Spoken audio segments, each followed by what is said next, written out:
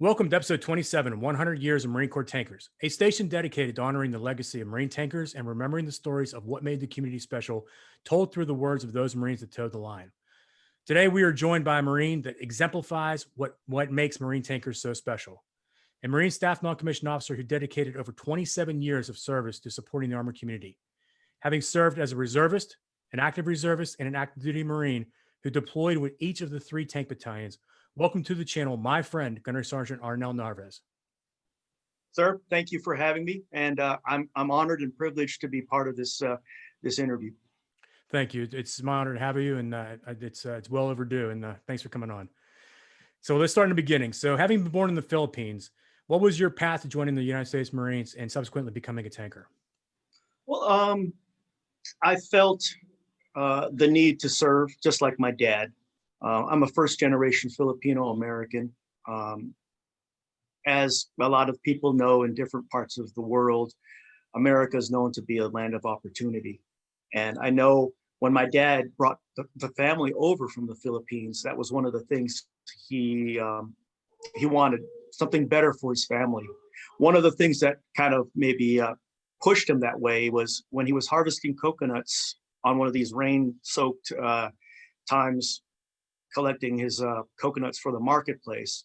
His caballo, his horse, fell on him, and it almost killed him. And he thought, that's when he thought, I'm gonna have to find a better profession. So he joined the U.S. Navy, got his citizenship, married my mom, went back to the barrio, married my mom, and we started. Just like any military family, dependent family, we were stationed in Edinburgh, Scotland, Pensacola, Florida, a short time in California, but most of the time was in Bremerton, Washington, a big Navy town. So my dad served 23 years in the United States Navy. He did 7 Westpacks, 3 med floats, and after he retired from the Navy, he did 24 more years in federal service, civil service, working at the shipyard. And he did a total of 47 years of government service. And for me, that's one of the things that inspired me to want to follow in his footsteps. My uncles, my friends, relatives, a lot of them joined the military to serve, get their citizenship, and just be a part of this great society of ours. Wow, what a career, what a path to follow. I mean, thank you to those gentlemen and ladies that certainly set that stage for us. In 1989, you attended MCRD San Diego, obviously as a West Coast Marine, and then your first duty station after tank school was Company B, 4th Tanks. And like I said in the intro, this was not an active duty assignment, right? This was a reserve assignment. Yes, sir. Okay, and then And also, it's important to know that back then, this predates the M1A1. So when you came in, the M60s were your tanks. So what fond memories do you have about that M60 tank? Oh, some good tank training. The M60A1 Rise Passive, as you know, and a lot of tankers before me, M48s, M60s, Patton series. The M60 series, M60A1 Rise Passive, was a very good defensive tank. It had a really good lethal 105 L7 rifled gun, main gun. One of the drawbacks, though, is the armor protection and the mobility. So it couldn't survive in this modern battlefield, but as a defensive platform, it served really, really well. During that period, the tank platoon was comprised of 5 tanks. So you'd have an alpha section with your platoon leader, the heavy section, the platoon leader would have 2 wingmen. The platoon sergeant would have 1 wingman, and that'd be the light section. So we'd be rolling around doing tank, training. This is before I found out how awesome the capabilities of the M1A1 was. But like with the M60, you had to really take care of her. Her track was very tender. She was prone to throwing track if you didn't treat her right. So you had to use the micro terrain. You had to use the terrain You had to bound, overwatch, you had to move tactically. And I think that's what I was impressed, because, I know as a young reservist, as a young Marine, reservists get a bad rap, and that's fine. We don't do it every day, not like the our active duty counterparts. But in our later discussions, you'll see that, like, we can integrate once we get with the group, or once we get where we need to go. We can follow and trace and follow the footsteps that our active brethren had. So as an M60 tank platoon, we can be pretty good defensively, especially in a defense.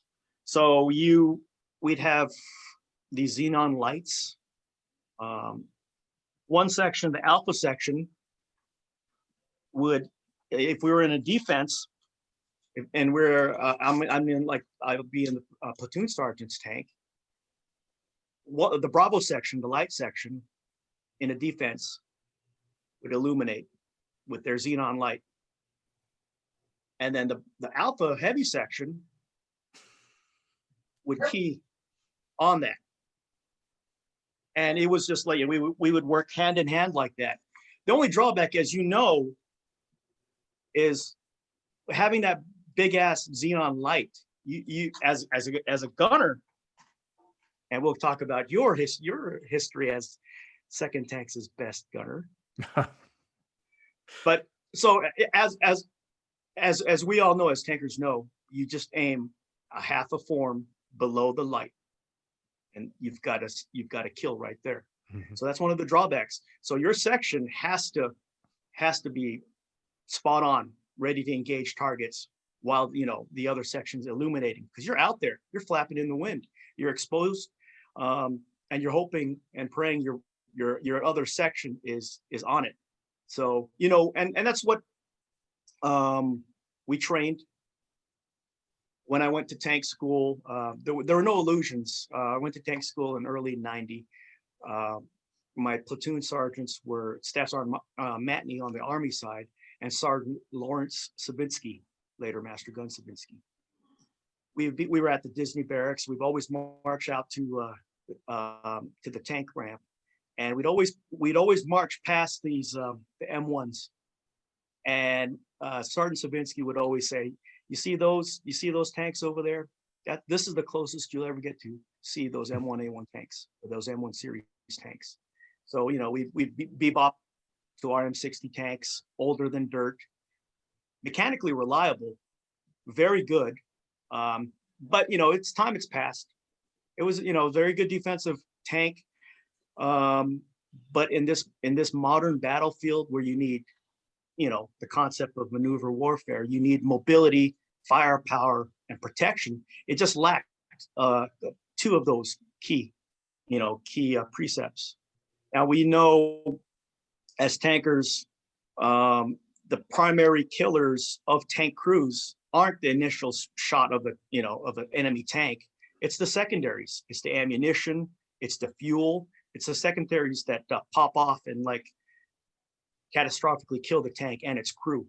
That initial shot, a kinetic energy round or a chemical round, may not kill the crew, but an ammunition fire, fuel fire, those will definitely catastrophically kill the tank and the crew. So we had good memories on the M60 tanks. It was a very good tank. Those were fun times. We drill on a weekend, come in, do muster Friday, do tank training, all maneuvers, sleep on the hogs, maintenance, do some more tank tactics, and then we'd come back from on Sundays. One of the drill weekends I remember, and this is when I first started out, on the way back, it was a Saturday night, we were heading back, and I had the dubious honor of breaking track. I hit a gully pretty bad, and we threw track. And before you know it, our section came up. It was amazing. This is before pneumatic tools. This is before impact tools. So they were doing pit crews. They were fixing the tank. I was thinking, wow, these guys are pretty good. As a Lance Coconut, I was like, man, these guys are right on it. And so the reason why they're working so hard is we're cutting into platoon's beer time.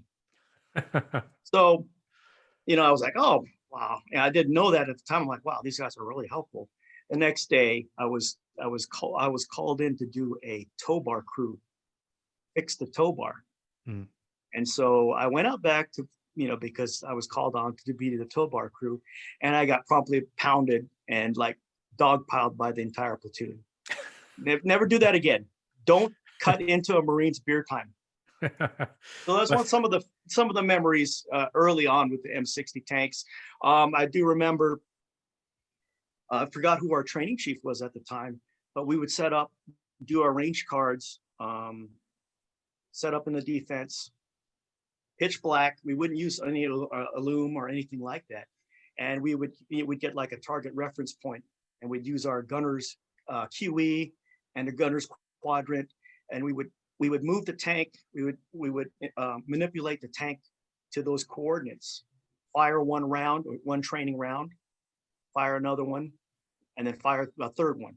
The next morning, we'd go over there and we'd observe the tank panel that we shot on.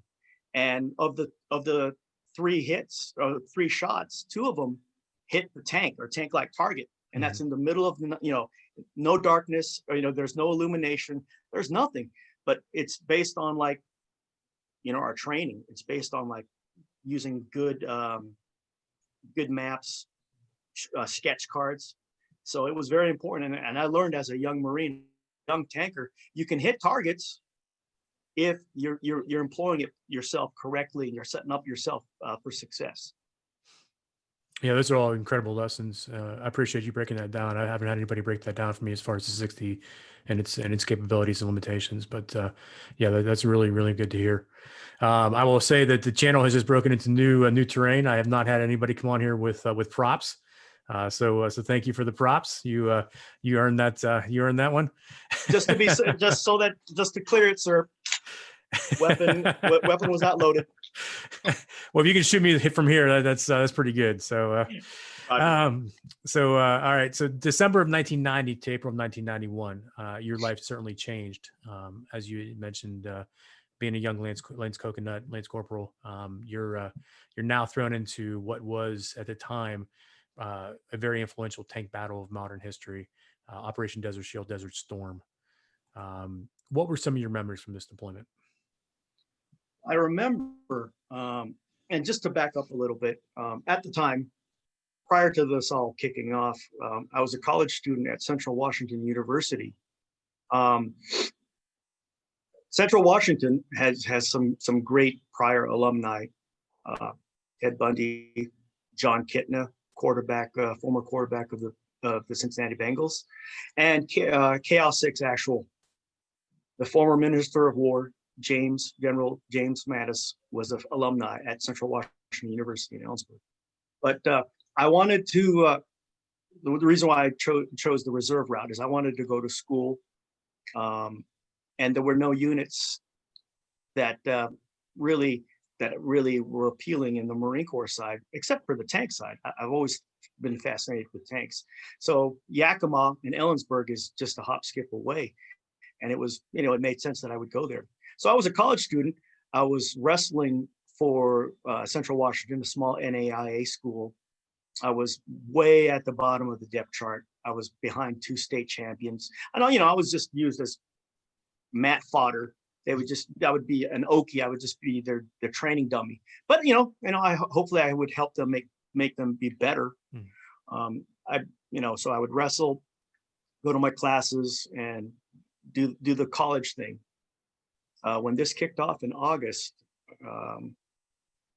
things, we got a notification from Bravo Yakima that, hey, there's some potential issues that might be coming up. I'm like, oh, okay, whatever. November, Thanksgiving, we got the word unofficially that, hey, Bravo Company is going to get called up, along with Charlie Company, Boise, Idaho, and some other units. We're going to get mobilized. We're going to get attached to second tanks. Prior to that, we're going to go down to 29 Palms and do some new equipment training, net team training. So December, we get the call, we get mobilized, we muster, we get all our paperwork, and we get shipped down to 29 Palms. And it was almost like Christmas. I still remember to this day, and I'm an old man, I still remember to this day on the first tank's old tank ramp, the sound of that engine kicking in, that jet turbine engine, just, and it's the same sound effect that you use for your intro. It's amazing. I'm not gonna lie, I get wood when I hear that. Every time I hear it, I get wood. I'm not gonna lie. Even as an old man, I'm gonna still get wood. But so as a young 20-year-old, that's the first time I heard it right at the ramp, and I was like, wow, this is cool. So we started the new equipment training. Gunny, now Master Guns, rest in peace, Rambo, and his net training team trained us. And right immediately as a tanker, it was like moving into something that was space age. Just the way it drove, just the suspension, just the feel, the acceleration, the responsiveness, the capabilities were just amazing. The stuff that we could do on that tank, you couldn't do it on the M60. You just couldn't. You would throw track. She just was not built to take 68, 70 tons of weight and just kill things and just fucking destroy and maim and just be the dominant apex predator of the modern battlefield. So she was one bad babe, and I was amazed at the things that we started on. And so we were practicing in 2-9. I'm not sure which training area, but we were practicing how to drive and stuff. And our trainer, I forgot whose name was. He's like, "Open it up." I'm like, "Well, okay." So I got it gas. He's like, "Faster." I'm like, okay. And I'm looking at the speedometer. It's pegged at 80 kilometers an hour, which is 50 miles an hour. So we're humming. And then he's like, "Okay, hard left." I'm like, "What? Hard left?" And he's like, "No, don't be a pussy. Hard left." I'm like, "All right." Yeah.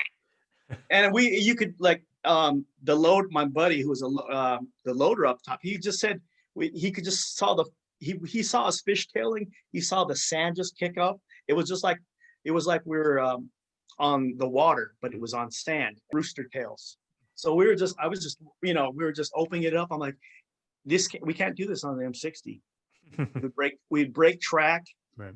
I'd get my ass beat on a tow bar crew again, and we'd be fixing track till the live long day. But like, we were amazed at the performance of the M1A1, and I'm amazed. So we did our training. We got certified. We got our chocolate chip cami uniforms. Mm-hmm. So we were the only unit we were us, Bravo, Yakima, and Boise Charlie Company also had their chocolate chip uniforms. So we were walking around thinking we were cool. We were getting some mean mugs from some of our brethren because they didn't get the call yet. We just happened to be mobilized, and we were going first. But in our sister company out there, we had Corporals Tom Garcia. Later, he was INRF Delta Company, Colonel Garcia, and of course, my former boss and your former boss, Ron Storer, Colonel Storer, Corporal Storer. He was wearing his chocolate chip cookies uniform, and we were all thinking we were cool on a 29 Palms base.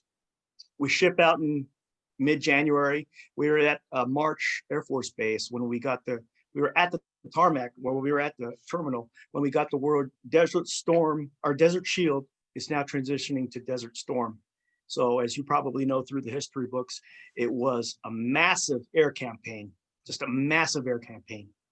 Just not only the United States, but you're talking about Great Britain, France. It was an all-world ass-kicking tour, and they were dropping ordnance left and right. And at the time, my buddies who joined other services, Jerry Crowley, he was on the Independence, and his carrier and his planes were dropping off massive ordnance throughout that time. Jim Wagner, he joined the Army. Vance Dana, Karen Dady, Mike Richardson, he was a LAV guy. We were all high schoolers, and we all like are over there now in some form or some capacity. So it was amazing as a young Marine to see brand new tanks, a battalion's worth of like tanks. I've not seen it since, where you had over 50 tanks in the desert doing like battalion V or battalion wedge. You got this just tanks as far as you can see, just maneuvering, practicing, just doing some stuff, getting ready, preparing. At the time we were attached to 2-2 out of Camp Lejeune, and then went on the final push when we went in on D1, it was in support of 1-8. So we went in with them. Some really interesting memories. I remember we were doing a deliberate breach, and it's interesting because the first time we did a breach was at 2-9 for CACs on the M60s. Now we're doing it like with the M1. This is the first time I've done a deliberate breach in an M1, and but the concepts are still the same. It was interesting. It was challenging. One of the engineer Amtraks got blown up. One of the M60 proof tanks got blown up. We proofed the first tank I was on. We proofed the minefield, and we hit an anti-tank mine. It disabled our tank, and the first thing I thought about was like, shit, I'm gonna be on the tow bar crew again. I'm gonna have to go back outside, and they're gonna beat my ass for breaking down this damn brand new tank. But so we got disabled. We're sitting in there. Our wing tank. We were the platoon command. We were the platoon commander's wing tank. So a warrant officer, he was our platoon leader. He came up. He was about 100 yards behind us, roughly, following our tracks. As he came up behind our tracks, we noticed the loader, Joshua Paul Pretty. He noticed that there were small little pops in the track of Warrant Officer Larry Fritz's tank. He was observing little pops, and those were from the AP mines that we have a plow tank, but apparently some of those AP mines got pushed back onto our track, So we're going to be walking on that track, on that same track to get to his rescue tank, back on that tank. But before that happened, so we're sitting there, and we noticed in the tank, we're just kind of like, we got comms up. Everyone's talking. Yeah, we're all right. We're good. The blast hit my left cheek. It came up, and it perforated the bore vac, destroyed the gun tube, destroyed the number 1 roll wheel, idler arm, just wrecked it, blew off the left front skirt, ballistic skirt. And so we were just sitting there, and we noticed there was this fine mist that was coming up into the turret, into the turret and the compartment. And we got the chemical recon, the intel reports that there are possible, not only AP mines, anti-tank mines, but chemical mines, possibly. So we shit our pants, and we were like, damn. So we got the gas from Sergeant Bob Trainer, my tank commander. So we're fumbling around. Of course, my gas mask is underneath all these pogey bait, all the food, beef jerky, and all this other crap. So I had to fumble around, get it, put on my gas mask, dawn and clear. And when I put it on, the mask, the NBC mask, was drenched with fluid. It was just drenched. I was like, a filter. I knew, you don't have to be a smart man, but I knew the filters were compromised. I'm like, oh. So I got the word gas. everyone's putting, their gas masks on, they're donning and clearing. I look back through the compartment, and there's nobody in there. The loader, Joshua Paul Pretty, this was his second drill, by the way. Jim Siebens, Corporal Siebens, our gunner, he was gone, and Sergeant Bob Trainer from I think it was from Mabton, Washington. They all jumped out of the tank, and I'm sitting here, and I'm thinking, I look, I don't know where I'm at on the map. I'm a 20-year-old called up reservist, entombed in this depleted uranium coffin, thinking, I'm gonna fucking die in this desert as a 20-year-old virgin. Shit. So, that's my life flashed before my eyes, but I was thinking, yeah, I'm gonna die a virgin, a 20-year-old virgin. Only you can take a situation like that and make it funny. Yeah. And so we finally find out that when we took that anti-tank blast, it severed a bunch of the hydraulic lines. It was a massive catastrophic hydraulic leak, and so the mist just filled our compartment. So it wasn't that bad. Crisis averted. So we tiptoe out of we're tiptoeing one by one out of the minefield. PFC Joshua Paul Pretty, the guy's like 6'5", 6'6". He's a tall drink of water. He's a tall man. He's bebopping.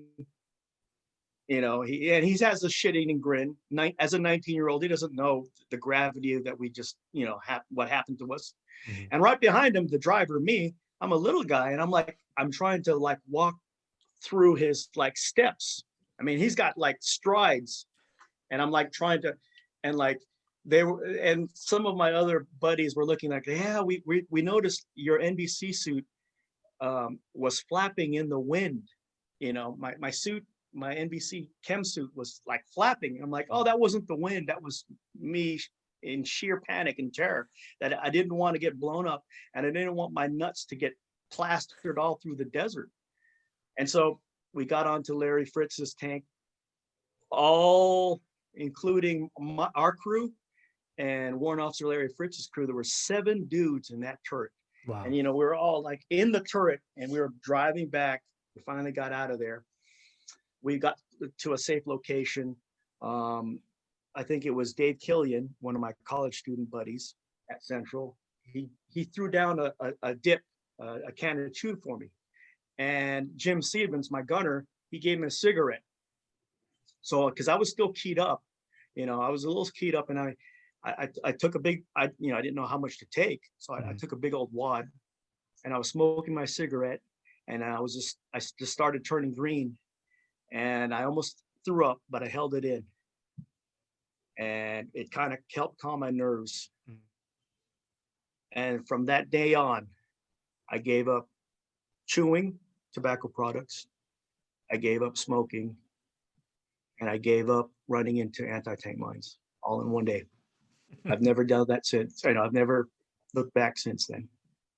So I eventually get on my second tank, the platoon sergeant's tank, Gunny Nap. We had our only Purple Heart, Darren Mihalich. He got injured, combat action, and he had to get medevac. But I got on Gunny Nap's tank after that. From then on, that was one of my memorable moments during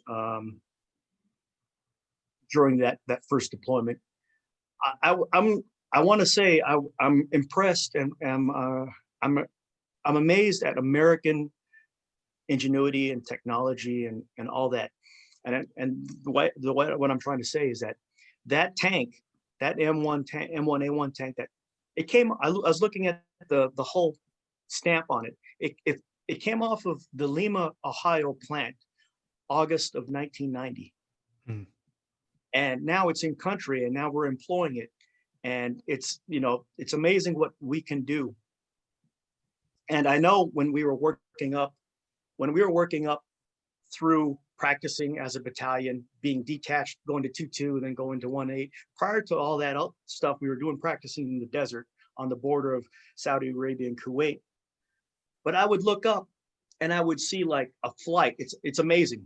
American air power. It's amazing. A flight of B-52s, combat loaded, going on a sortie. And I'm thinking as a young man, and I love military history. And I'm just like you, I'm a student of military history. And I'm thinking those B-52s have been flying way longer than I have. And they probably supported my old man, my dad, in Vietnam during Operation Linebacker 1 and 2, the strategic bombing campaign of Vietnam. And here they are, still flying for us. The platforms, they've maxed out their service life extension programs, but they're still flying. American ingenuity. It's amazing how, the stuff that our stuff lasts. It's a tribute to our society. It's a tribute to the American know-how, the things that this country can do for us, the soldier, the warrior, the Marine, the airman, the sailor, things that they could do for this. It's amazing. But I was just astounded that those things are still flying, and now they're supporting me. They're supporting us, and they could have been flying overhead during Vietnam and even prior to that. So I was amazed at how much power projection America, her allies, how we all came together and did what we needed to do. So you stayed in Yakima until 2002, and prior to that, in 2000 was when you promoted to staff sergeant. And then in 2002, you reported to the inspector instructor staff for headquarters and service company in San Diego. What was 4th Tank Battalion like in the early 2000s? We were in, this is right after 9/11. So we were, I think, as a battalion, aware that we are going to have maybe some follow-on responsibilities in support of active duty units and, in support of the fleet operations. So I know some of our esteemed colleagues have talked about it. Master Guns Cordero. He was one of the linchpins that created integration with the reserves to the active duty. So I know prior to that, when I was with Bravo, we were just like any other place, I think, and this is just from my perspective, we were like fiefdom. The battalion, which is down in Miramar, didn't really care too much about us. But with Master Guns Cordero and the rest of the Dons, the Dons, they strove to bring more integration into the, to 4th Tank Battalion, and with that 8th Tank Battalion. We had 4th and 8th Battalion, 8th Tank Battalion. 8th was supporting the East Coast, 4th was West Coast. Because of drawdown, we absorbed some of 8th Tank Battalion's units, Echo unit out of Fort Knox and the Tallahassee unit. Some of the other 8th Tank units kind of went away, but 4th Tanks, the reserve elements, survived. We were in the process of integrating and supporting active duty and worldwide deployments everywhere. So I know the battalion, the companies were tasked to support active duty tank companies. There were several non-tank deployments, MPs. They were called up to support operations in Iraq, ongoing operations in Iraq. So it was a time of flux. We were not doing many tank stuff at the time, but we were supporting a lot of deployments.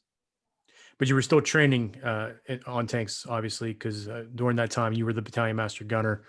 And we've mentioned it before in the channel, but just to reiterate, Battalion Master Gunner is the subject matter expert that is responsible for the training and evaluation of all of the company Master Gunners. The Master Gunners are then in charge of evaluating and providing the structure of planning by which the company and particularly those tank crews will be qualified.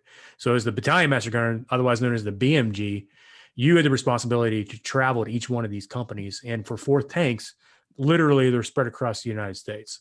So there were a lot of TAD, a lot of travel at that time. And as I know from Alpha Company and some of the other companies, each one of those companies, because of their geographical separation, kind of take on a little bit of their own identity.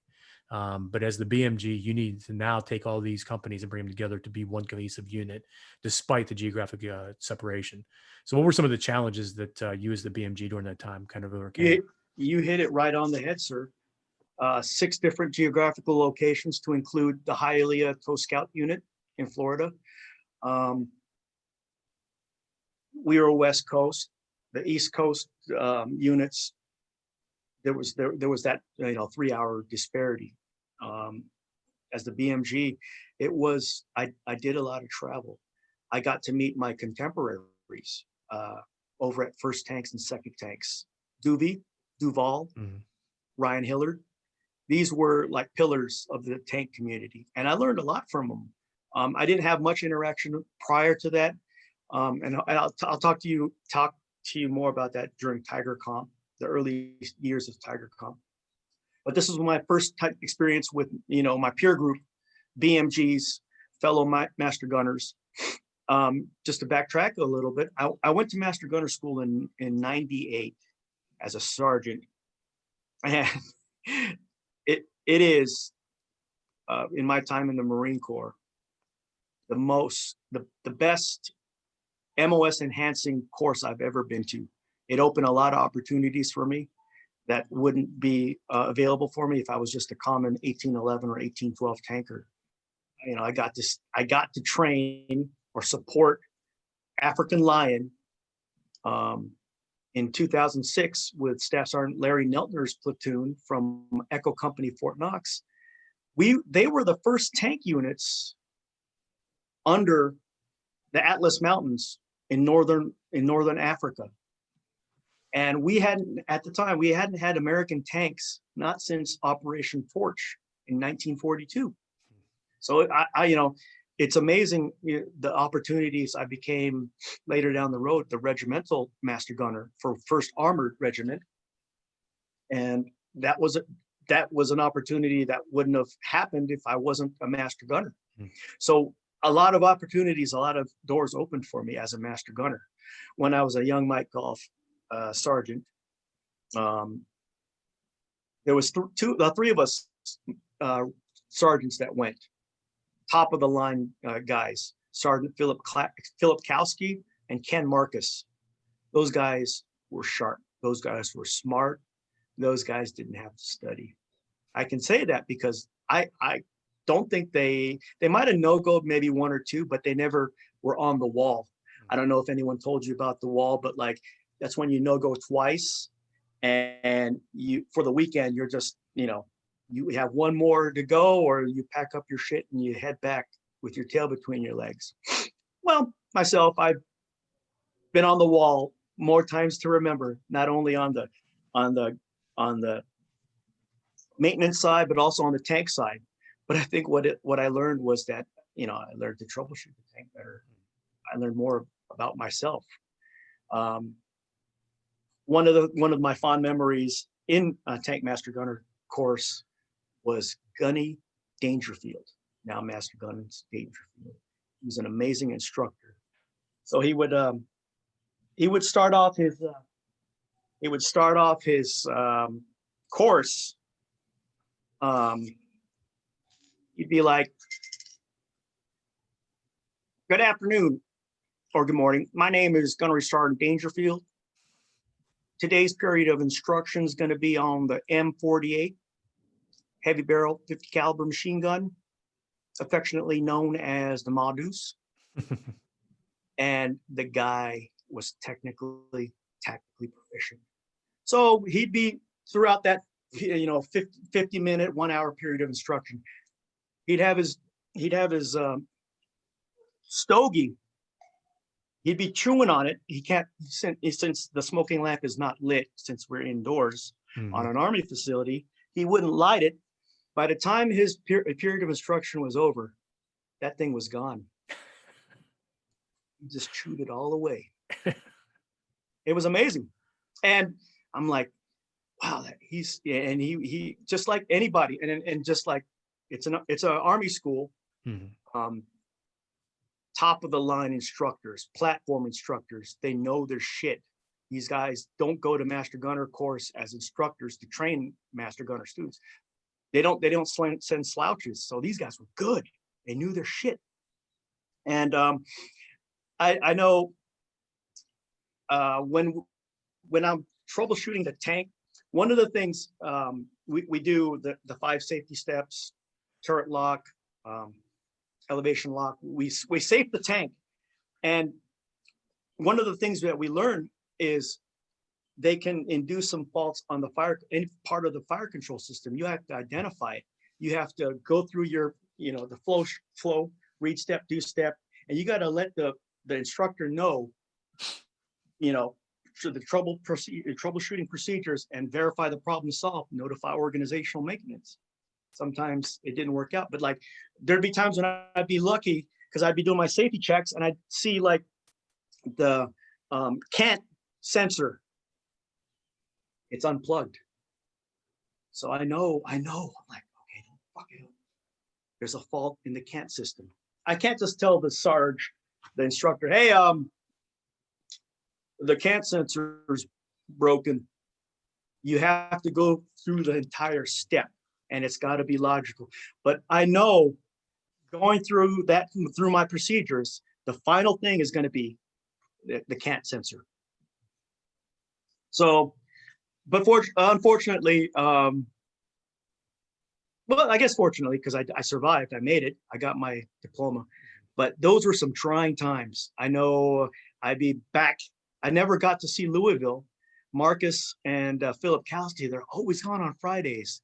And they would be like, hey, you guys, you gonna be okay? And I'm like, yeah, I'm okay. And they didn't even like wait for my reply. They were already in the car headed out to Louisville. So, I mean, it's on you. You as a Marine have to fucking execute. It's on you. So, your buddies can give you the, hey, you can do it. Your class advisor, Gunnery Dangerfield, Gunnery Sergeant Arnel Narvaez, he could tell you, Sergeant Narvaez, you just got to pull your head out of your ass and execute. Aye, Gunny. And that's all it is. That's all it is to it. And that school,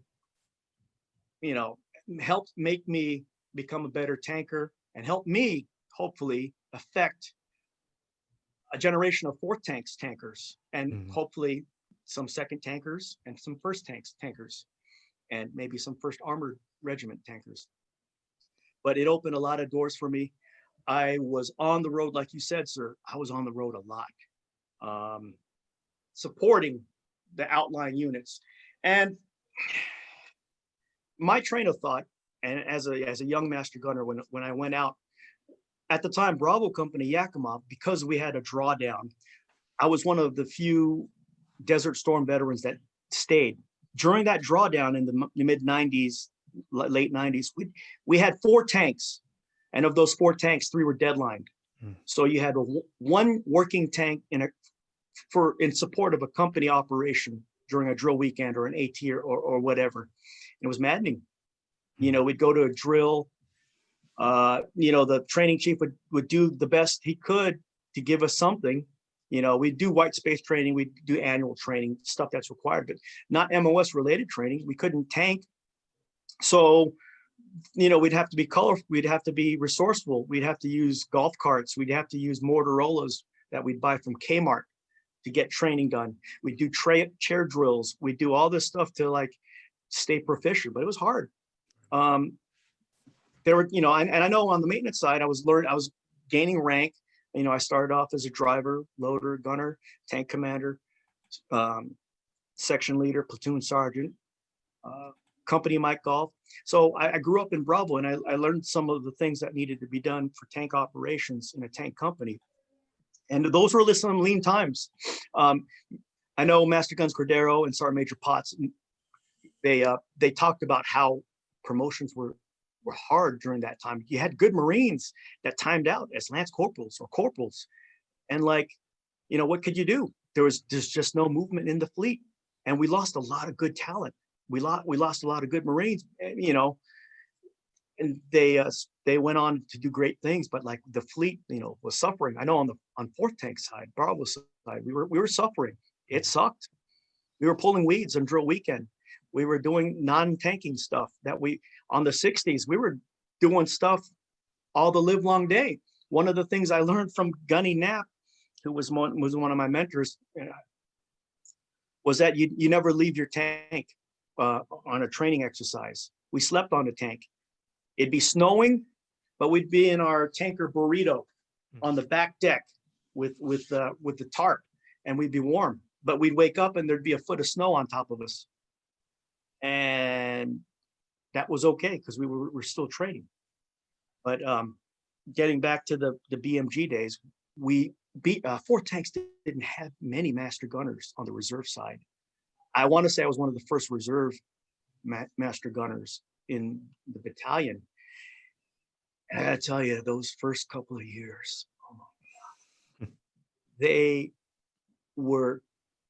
stretched me physically and mentally. As a sergeant, you know, being an I&I at Alpha 4th Tanks, you know about RIDTs, drilling out. I would drill my entire year in 1 month to prepare, to get stuff done, to help the 2146s turn wrenches, pulling packs. I mean, some of the stuff that we were doing were like, you know, it was as safe as we can get it, but like when you're on a skeleton crew, you got the supply dude and the comm dude, you know, helping you pull a pack. Right. And I know your staff probably did some stuff like that too. And you know, of course, you would try to get some reservists to come in to pre-drill, you'd pay them out for some RIDT pay and some other pay to come on, but it was hard. Setting up those ranges. As a young master gunner, I learned a lot. Thumb tugs, setting up your own ranges. I understand range 500, SR10, some great ranges, Yano range, Fort Knox, some really good ranges. There are ranges that, as master gunners, you know, I had to get my working party. We had to dig out revetments to put in our thumb tugs, and you know, put in our target lifters. And those were some good, humble days that like we'd set up a training package, you know, with the blessing of the I&I and the CO. We'd set up some training. And at the time, you know, since we had low ammo, we'd be using Twigus. We'd be using these from SAB, these target hit sensors, force on force with these hit sensors and stuff. And we were trying to be resourceful. But I learned that as a Mike Golf, you can do all that stuff by yourself. It's not recommended because you get burned the hell out. And I was burned out.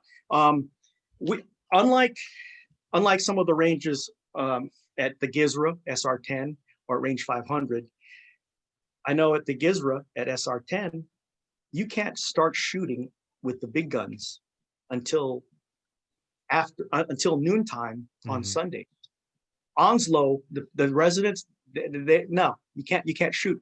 Right. I know in range 500 and some of the other ranges, you have a hard line at midnight. You can't cross it. That's right. You know, you can't cross it. There's no way. And then wind. And wind.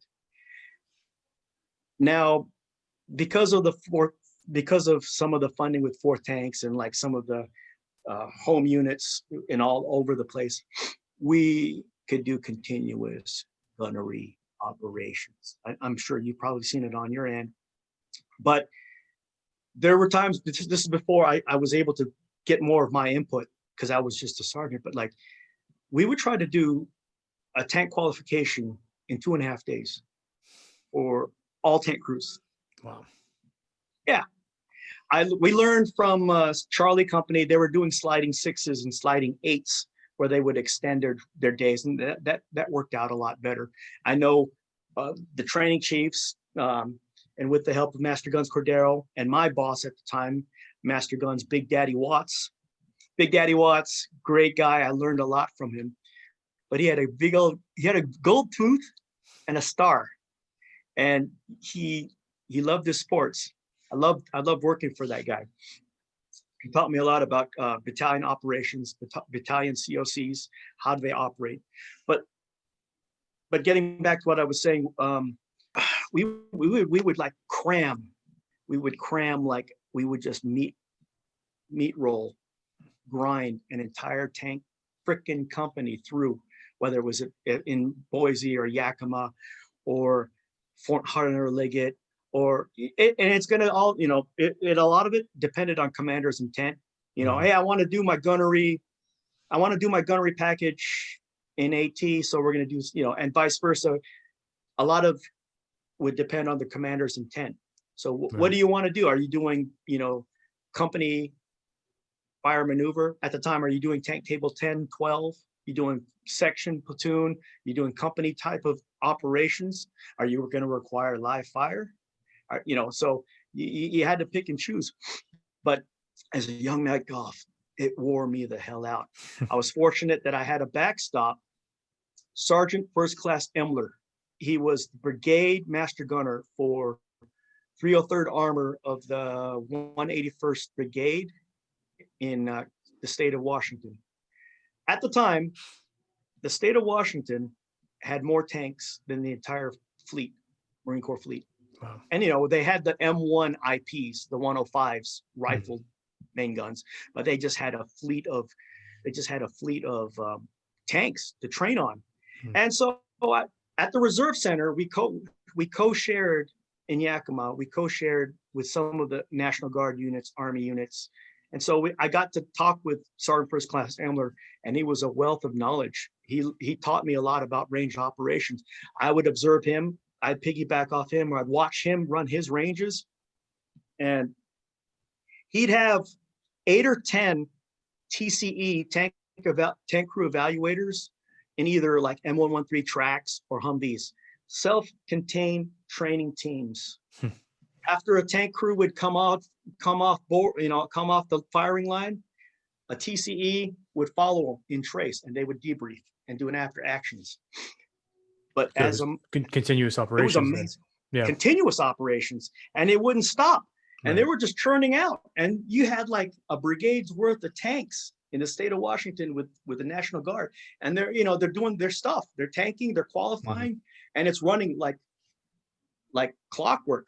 Right. And that's something I wanted to try. I know it wasn't feasible on our side. We just didn't have the support. But I was like, well, we could do the best we can.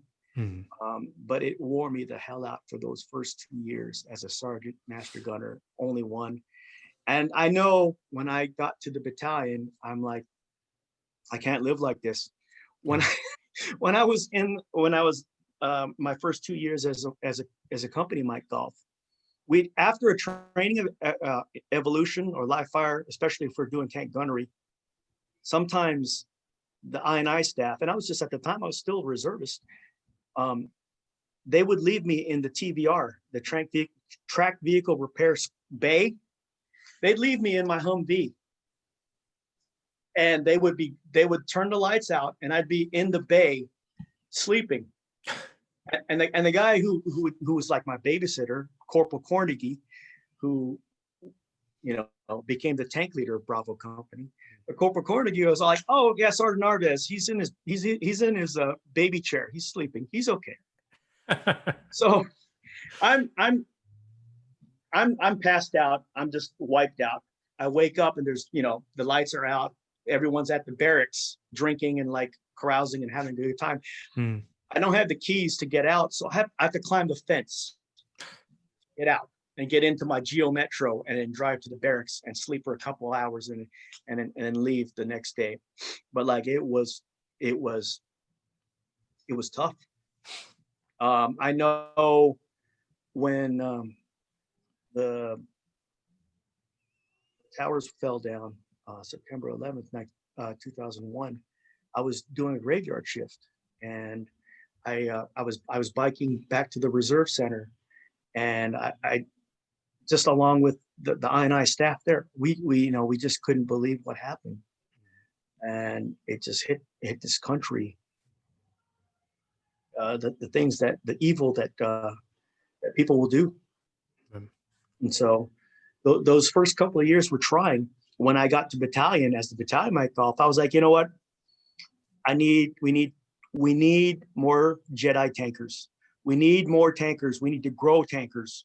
We need to support ourselves. The companies need to go out there and support their damn selves. Right. I don't mind coming out there.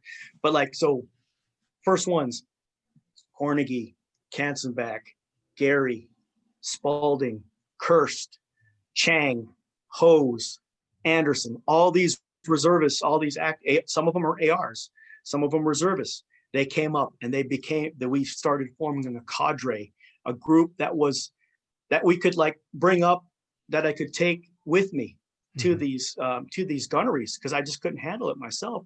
And, I just couldn't sustain it.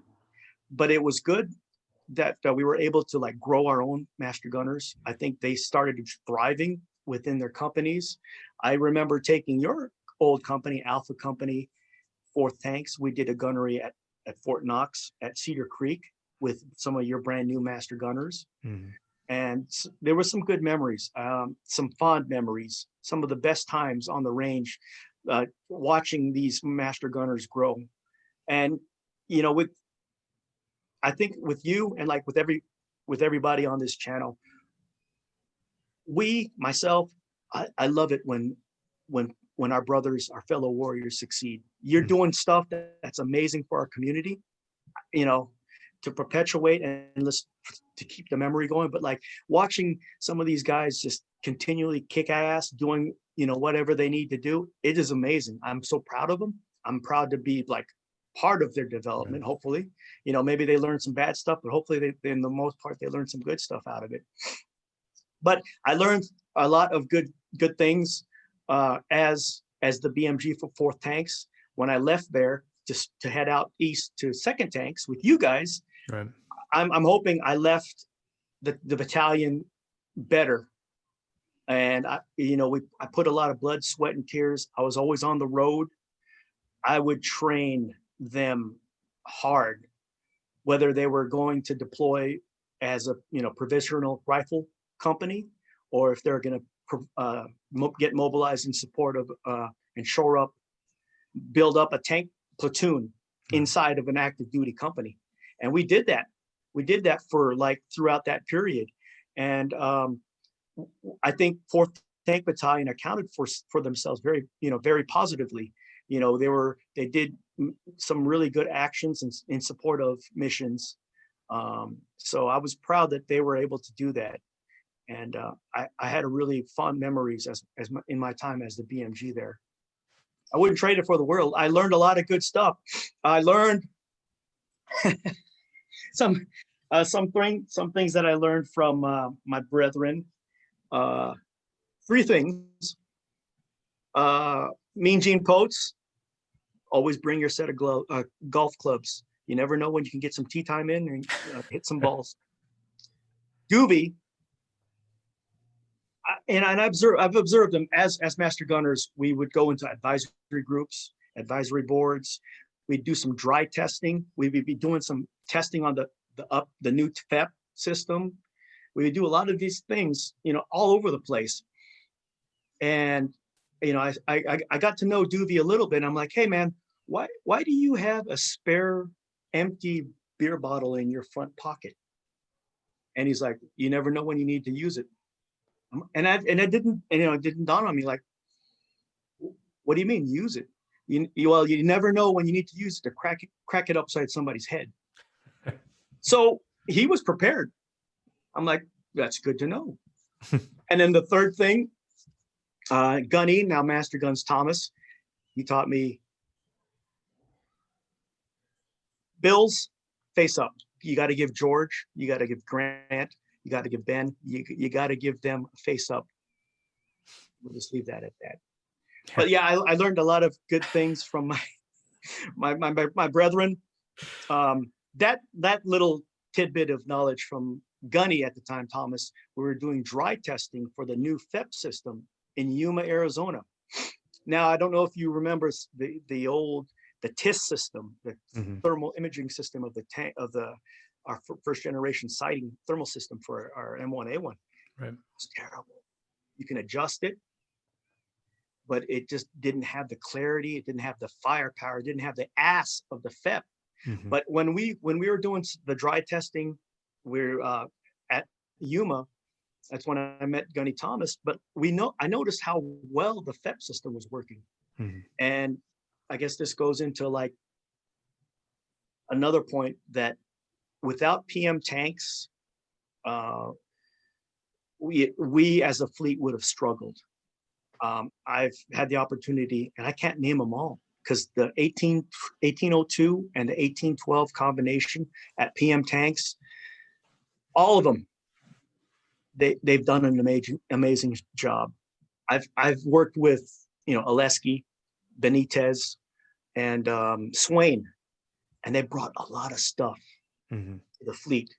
You know, I know the fleet's at, you know, they put out an urgent need statement, a letter that, hey, the fleet needs this, whether it's a can round, an anti-personnel round that'll be lethal, shotgun round, a basket, driver's a seat for, you know, to help mitigate IED blasts, belly armor, the FEP system, ECMs, Blue Force tracker, and I'd like to go into more detail about the hemp round when we talk about my last Afghanistan deployment. But if it wasn't for PM tanks, just pillars, Oleski, Benitez, Swain, if it wasn't for that, and their counterparts, I'm kind of remiss because I don't know, I didn't work much with the 1802 side, but they were just as important. I worked with my counterparts, but that PM tanks group did phenomenal. You guys did phenomenal for the fleet. And it doesn't take an old fool like myself to let the fleet knows that. The PM tanks, that department did so much for us within the community. You know, it paid off in spades, because the capabilities you've enhanced for us, you helped survive a lot of those guys coming back. It's because of your guys' diligent hard work there. It's a thankless job. It goes unseen. I appreciate you saying that for sure. And yeah, you know, Chief Warrant Officer Lopez brought that out as well. Yeah, absolutely. Those Marines and those civilians are absolutely the folks behind the scenes that were really instrumental in supporting our community and enabling folks like yourself to do your training, because you would identify something, you'd voice it back to them, and hell, 6 months to a year later, especially during combat operations, these things are coming out. These things are being tested, they're being fielded, they're coming out. And that takes us up to October 2006, when something very interesting happened. This is now when you transitioned from what was active reserve to active duty. So active duty time, October of 2006, to check into Company B, 2nd Tank Battalion. And here you kind of ran the gamut of enlisted billets. You were the platoon sergeant, the S3 training chief, staff NCO, and then ultimately company master gunner for Company A. This is also where our paths crossed for the first time.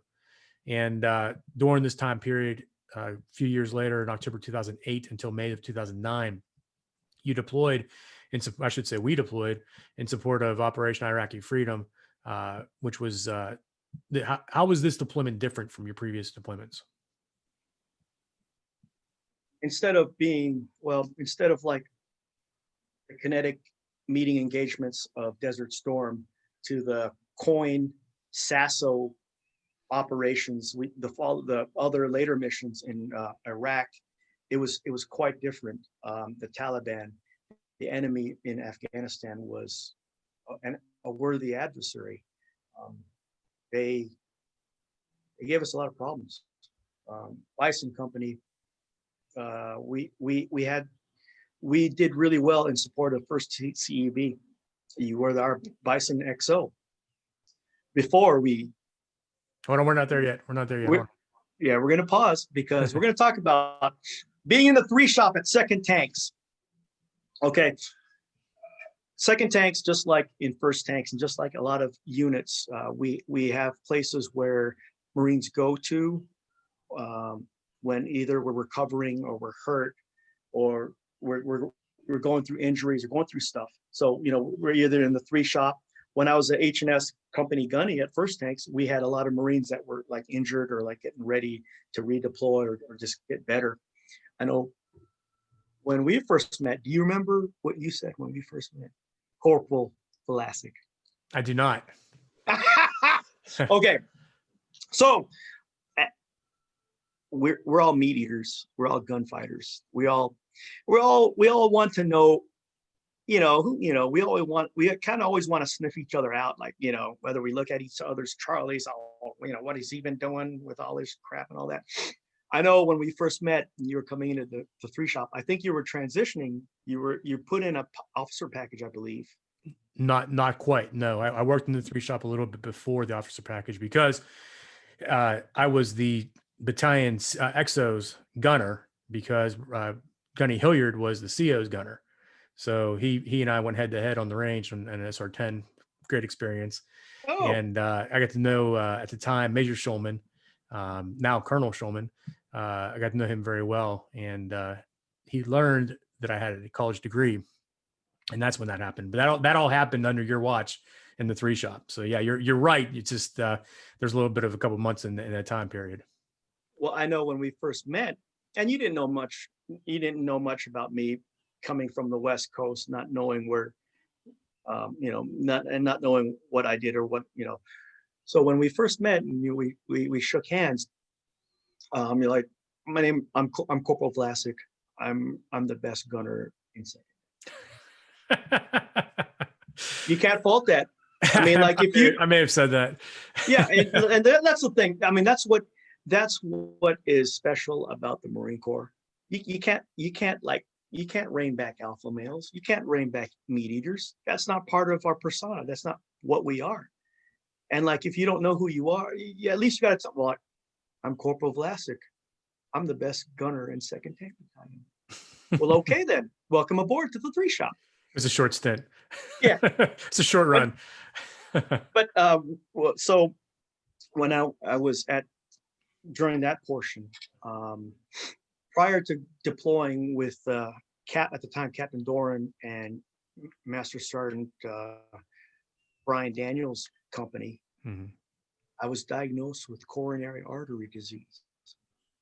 So I had 85 to 90% blockages in my arteries, and I thought the battalion medical officer at the time thought it was just bronchitis, so they just gave me an inhaler and like ibuprofen, and I almost died. Yeah. So, but getting back to recovery during that period, it was good because I learned that what my limits were. I learned that I could still count on myself. And what amazed me, like when I was recovering, because I was on a med board and I was about to get kicked out if I didn't get better. But we do our battalion runs. I don't know, you probably don't miss those battalion runs. I hate the humidity at 2nd Tanks, at Right. Lejeune, Jayville. That is an ass kicker. We take showers twice a day. Mm-hmm. Do you miss those times? Not at all. And I went back recently, and I went for a run down there, and I forgot exactly what it feels like. I mean, that place is just miserable. I mean, It is. 29 pounds is bad, but it's dry heat, and you can adjust to it, and you can acclimate to it, and within a few days, you're good to go. Down there in Lejeune, no, that's just brutal. It's just brutal. Well, I just remember our times busting our asses on those battalion runs, and like when I finally got back and I got into one of the line companies with Alpha Company, we're doing a company run with the battalion, and so I wanted, I'm still testing my heart out and the new stents that were put in, and like I grab the guidon and I run around the damn company, and I'm thinking to myself, don't drop the guidon, don't fall down, and don't fucking die. But in that order, in that order, I see these 19 and these 20-year-old kids, and like some of them are struggling, and I get it, and they're like, it's kicking their ass, and so I'm like running, and I'm trying to maintain, and I'm keeping up, and I'm like, okay, just don't die. But so I'm trying to yell words of encouragement to these young devil dogs. I'm like, I got 3 fucking stents in my heart. What's your fucking excuse? And they were like, oh, nothing, Gunny. So they would, what I wanted to say about that is that as leaders, as whether you're an officer or staff NCO, that is, I think, one of the things that we need to do as leaders. Mission, always. Mission accomplishment, always. but also taking care of your troops. And I think throughout my career, I've always not want to be buddies with them, but I always wanted to treat the Marines, kind of give them the lowdown, treat them fair but firm, but let them know, hey, you know, I got, it's our job to inspire these young people. You know, we've been through it all. You've seen the full gambit as an enlisted, now an officer, and still kicking ass. It's up to us. It's up to you guys to continue that. And I think, and I took great pride in like motivating my Marines, whether I was a company Mike Golf, a section leader, platoon sergeant, to CMCC custodian, to a BMG, to anything. I've always wanted to like help and motivate those Marines and sailors to get the job done, because that the stuff we do sometimes is shitty. And like, and I would tell some of these guys, I'm like, well, have you ever burned human feces in a cutout diesel can with some JP8? Have you had to stir In 100-degree weather? In 100-degree, have you had to do that? Well, yeah. I've done that in 3 countries. So yeah, I know this is hard, but this shit, we can get it done. You'll be all right. And I think as leaders, that's one of the things we have to do. And we got to inspire them. We have to look out for them, because they're our next generation. So getting back to Bison. Yep, 2010. That takes us up to 2010, where you were assigned to the West Coast this time. East Coast and West Coast swapped in that period, and the leadership kind of went to the other coast at this time. You were assigned to be the platoon sergeant for Company B, 1st Tank Battalion. Good old Bison. And Bison was assigned with an in lieu of mission as a rock clearance company attached to 1st Combat Engineer Battalion, 1st CEB. So what are some of your memorable stories from this deployment? And I can tell you mine. Let me steal the mic here, because I know you're going to do it anyway. Let me tell you mine. So Bison Company, 1st Tanks, in lieu of mission came down, and it was a way for 1st Tanks to get the company in theater, because the tank missions were hit or miss at that point. So the battalion commanding officer signed us up as Bravo Company to attach to CEB. That was a few months earlier. And during that time, as the XO of the company, my assignment was to figure out how to train this company on engineer equipment. And we knew it was going to be interesting. We knew it was going to be challenging. So I kept on calling down to 1st CEB. Had a couple of buddies of mine down there with their gear and said, hey, man, when's the gear coming up here? When's the gear coming up? When's the gear coming up here? Time passed. All of a sudden, it was a Wednesday. And it's, hey, JR, I'm going to come up there with the gear. I'm going to bring some folks up with me. We're going to do joint LTIs. We're going to pass over the gear. We'll do some training and stuff. We'll get you guys set up. That was Wednesday. Thursday was, hey, I'm sending up my Marines. I can no longer go. I'm going to send them up, but you'll be all right. Friday afternoon, a corporal shows up with a convoy worth of equipment. And these are vehicles that I've never seen before. It was like Transformers just rolled onto the 1st Tank lot. I didn't know what they were. I didn't know what they did. And they literally looked like Transformers were showing up on our lot. The corporal walks over to me and says, are you the XO? I said, yeah. He said, here's the inventory. All the gear's here. Can you sign it? Because I have to drive back to Pendleton. I'm like, excuse me? Like JLTIs, anything? Nothing. That was Friday. There was a civilian organization on 29 Palms that did engineering training. And I knew those guys. And I gave them a call and said, hey, I got a problem. I just got a bunch of gear dropped in my lap. And like, what do we do with this? And he said, I'll be right down. And he came down. And Friday, Saturday, and Sunday, I sat there and very quickly, as best as I could, learned what a cougar was, what a husky was, what a buffalo was, all the different radar systems, the ground penetrating radar systems that they had, all those different things, the wands, all those different devices, jamming devices. And on Monday morning, unfortunately, as it may have been, I was the subject matter expert that looked you gentlemen in the face and said, see these toys? They're ours. We need to train on them. We need to learn about them, and don't break them. And that's kind of how that conversation went, I think. Maybe a little bit more than that. But at that point, it was over to you all and your platoons to figure out exactly how to go about doing this. And I'll pass the mic back to you now. Well, I'm going to pass it right back to you. This was your first deployment as an officer at the Correct. time? Yep, correct. How was it from your perspective? Hey, you can't be flipping the script on me, man. Yeah, sir, you said the floor is mine. You got to listen to a private citizen now, sir. Yes, sir. Understood. How was this for me? It was interesting because there's no secret as a prior enlisted tanker. So I went from tanks to tanks. I left on a Friday and I was a sergeant. I came back on Monday and I was a lieutenant. Not really, but it felt that way. So for me personally, especially with doing this in lieu of mission, something I wasn't very comfortable with, I wanted to make sure that I was doing everything I could possibly within my own ability to prepare you all, gentlemen, so that we knew what we were doing it successfully, and that, when we got to theater, because we knew we were going. There was no question. We knew we were going. We knew who the enemy was. We knew the battle space. It wasn't like when you were in there in the 90s when Desert Storm, Desert Shield kind of popped up out of nowhere.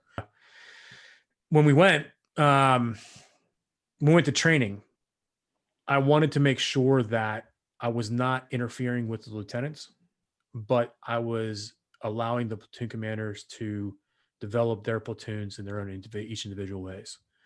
And the challenge that I had, to answer your question the first time, was from day one, Colonel Ron Storr made me the company XO. As a young lieutenant, you're normally not the XO. But he said to me, hey, you've been in tanks, you know this business, you're my XO. Go run this show.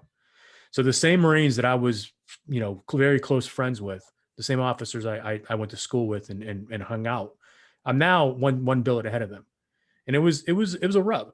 It was a little bit of a rub, great friends of mine, Lieutenant Fortin, your platoon commander, Lieutenant Carnice, and at the time, Lieutenant McMorty. They're all my friends and will be to the day that I'm no longer here. But at that time, I was responsible for making sure they were getting what they needed, good, bad, and ugly, to make sure the Marines were properly trained. So from that perspective, it was a personal challenge. But answer your question, all I wanted to do was make sure that the company was set up for a commanding officer. Travis Carlson. And we enjoyed working with you and for you. What I can tell you about my Marines, my platoon, they inquired about you. They were like, Lieutenant Vlasic, he's not like any regular officer. He seems like he's asking enlisted questions. He's asking stuff that an enlisted would take. I'm like, well, yeah, because he was one of you guys. In fact, he was for a short time, he was one of my corporals at Second Tanks. Damn good NCO at that. Thank you. They respected your viewpoint and the things that you would ask of them. And they can kind of sense like, well, the guy who's asking these questions has probably done it before. So you had a connection, although you didn't see it, but for my platoon, they saw it.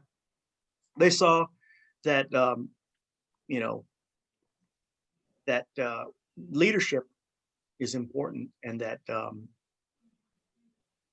the way you conduct yourself, it pays a lot of dividends.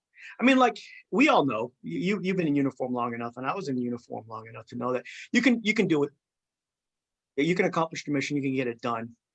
But if you're a good leader, inspires, and that's what my platoon respected about you, is that you asked the questions that not regular officers would ask, but you had a different perspective, and I think there was a connection. I appreciated that.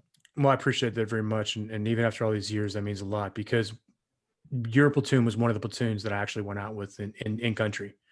And I got to see you all operate. I got to see Lieutenant Fortin operate. I got to see you operate, as well as all your Marines, and they were just phenomenal operators.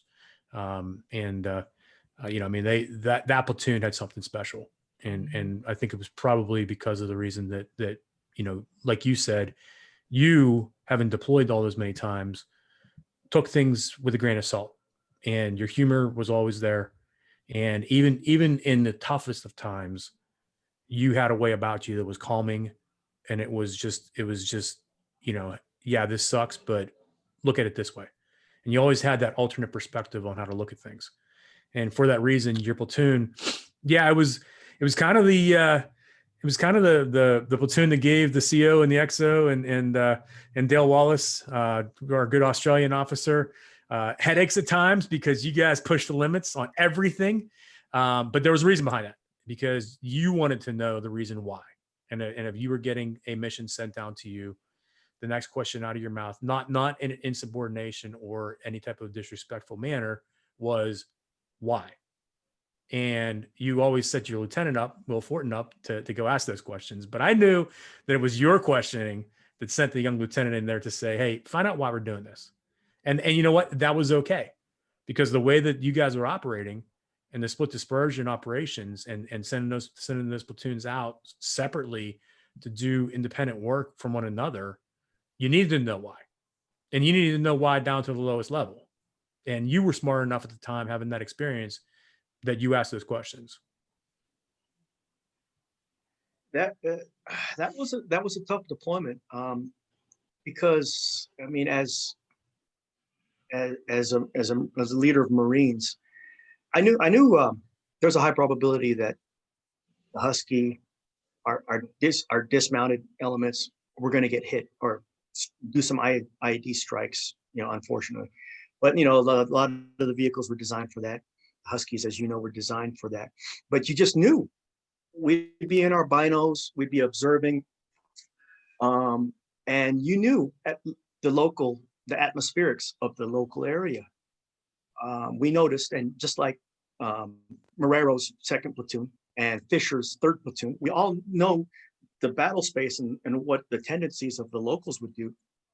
I noticed that in Marja, northern Marja, if it was a safe area, there'd be children running around, walking around, having fun and all that. And when we saw that there were no locals, the atmospherics were, like suspect. There was no people around. You knew something was going to happen. You knew either it was a pressure plate, command det, something's going to happen. And the adversary there, it was always a cat and mouse game. You had to get spun up on it really quick to be one of those subject matter experts. And I had to get spun up on it as too. I had to learn from Staff Sergeant Null, my first CEB embedded engineer that was with us. He would spin us up. I want to say Null, because of his Iraq experiences, he's probably, as an engineer, he's had at least 7 IED strikes. I don't think he should. He's done phenomenal stuff, but like we do safety precepts, safety things that prevent Marines to getting hit twice now. Mm-hmm. You're 1. If you're 2, you're not going to get a second one. If you're in the lead Husky, you get a strike, you're in the rear. You're going to be my gunner. You're going to be my dismount. You're going to be in the ambulance, because we can't afford to put you in harm's way. And but it was so not frustrating. Our motto, just like 2nd and 3rd's motto, we get blown up so you don't have to. And in fact, I don't know if you probably still have your shirt. I do. Yep. That logo went through a lot of different revisions thanks to First Sergeant Mike Peavy. Yeah, we and I know initially B Company.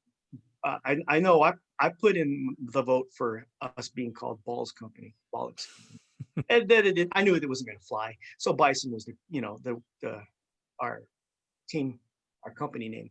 But it was the waiting game, the tension, just knowing that you guys are going to get hit. You guys are going to. It was mind numbing. It was just very tough. And I remember coming back from a mission. We'd be back at Bison, and And, you know, there was only 2 dudes left that were still awake in the hooch, the staff hooch. It's me and Fisher. Mm-hmm. And, you know, Fisher would do what he could to like power down. But I was always just worried for my Marines and my sailors and whoever was attached to us, whether they were Navy EOD, Army EOD, Air Force EOD, or Marine Corps EOD. And each one of those teams, they had different TTPs, SOPs that they would have to integrate with us. You know, some EOD teams loved the robots. Some teams like doing their own scratching. Some teams like interrogating with the bison, just go straight to the bison and, you know, scratch, do your box, scratch, blow, and just do all that stuff. And every one of those EOD teams were just phenomenal. They always had something to bring to the table. You know what, regardless of what's right or wrong, they were proficient in what they needed to do, and they were good at it. And they always brought something new to us. And as tankers, I think one of the things, and I think this is one of your questions that we'll discuss more in detail later, but as tankers, that's one of the things we move, shoot, communicate tactically. So as gun trucks, as anything, we move tactically. We're always scanning. We're always scanning near. We're always scanning far. Now we have to go 0525s. We gotta change our techniques.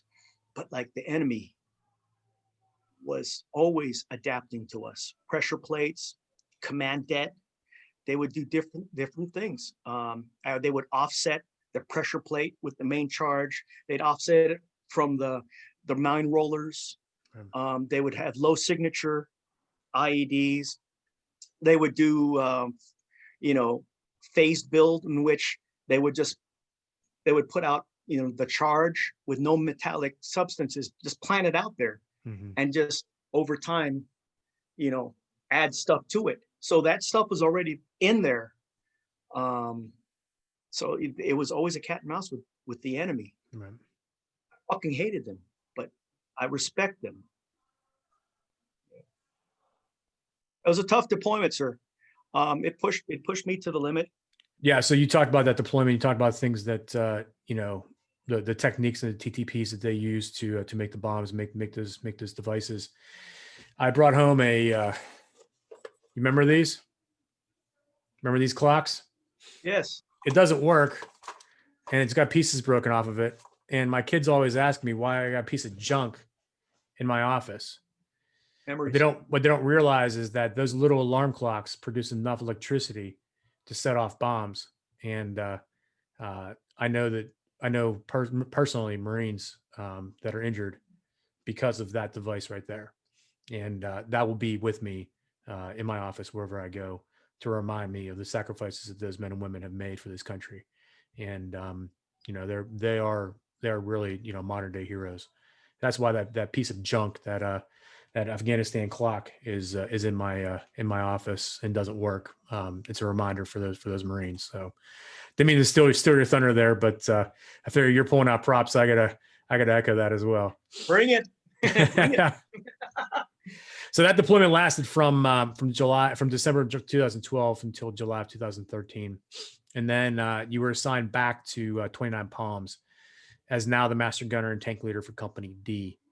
And you remained here for a little while, but then in 2013, later that year, you really got to earn those frequent flyer miles when you were assigned as what came to be the Regimental Master Gunner for the first Royal Australian Armored Regiment.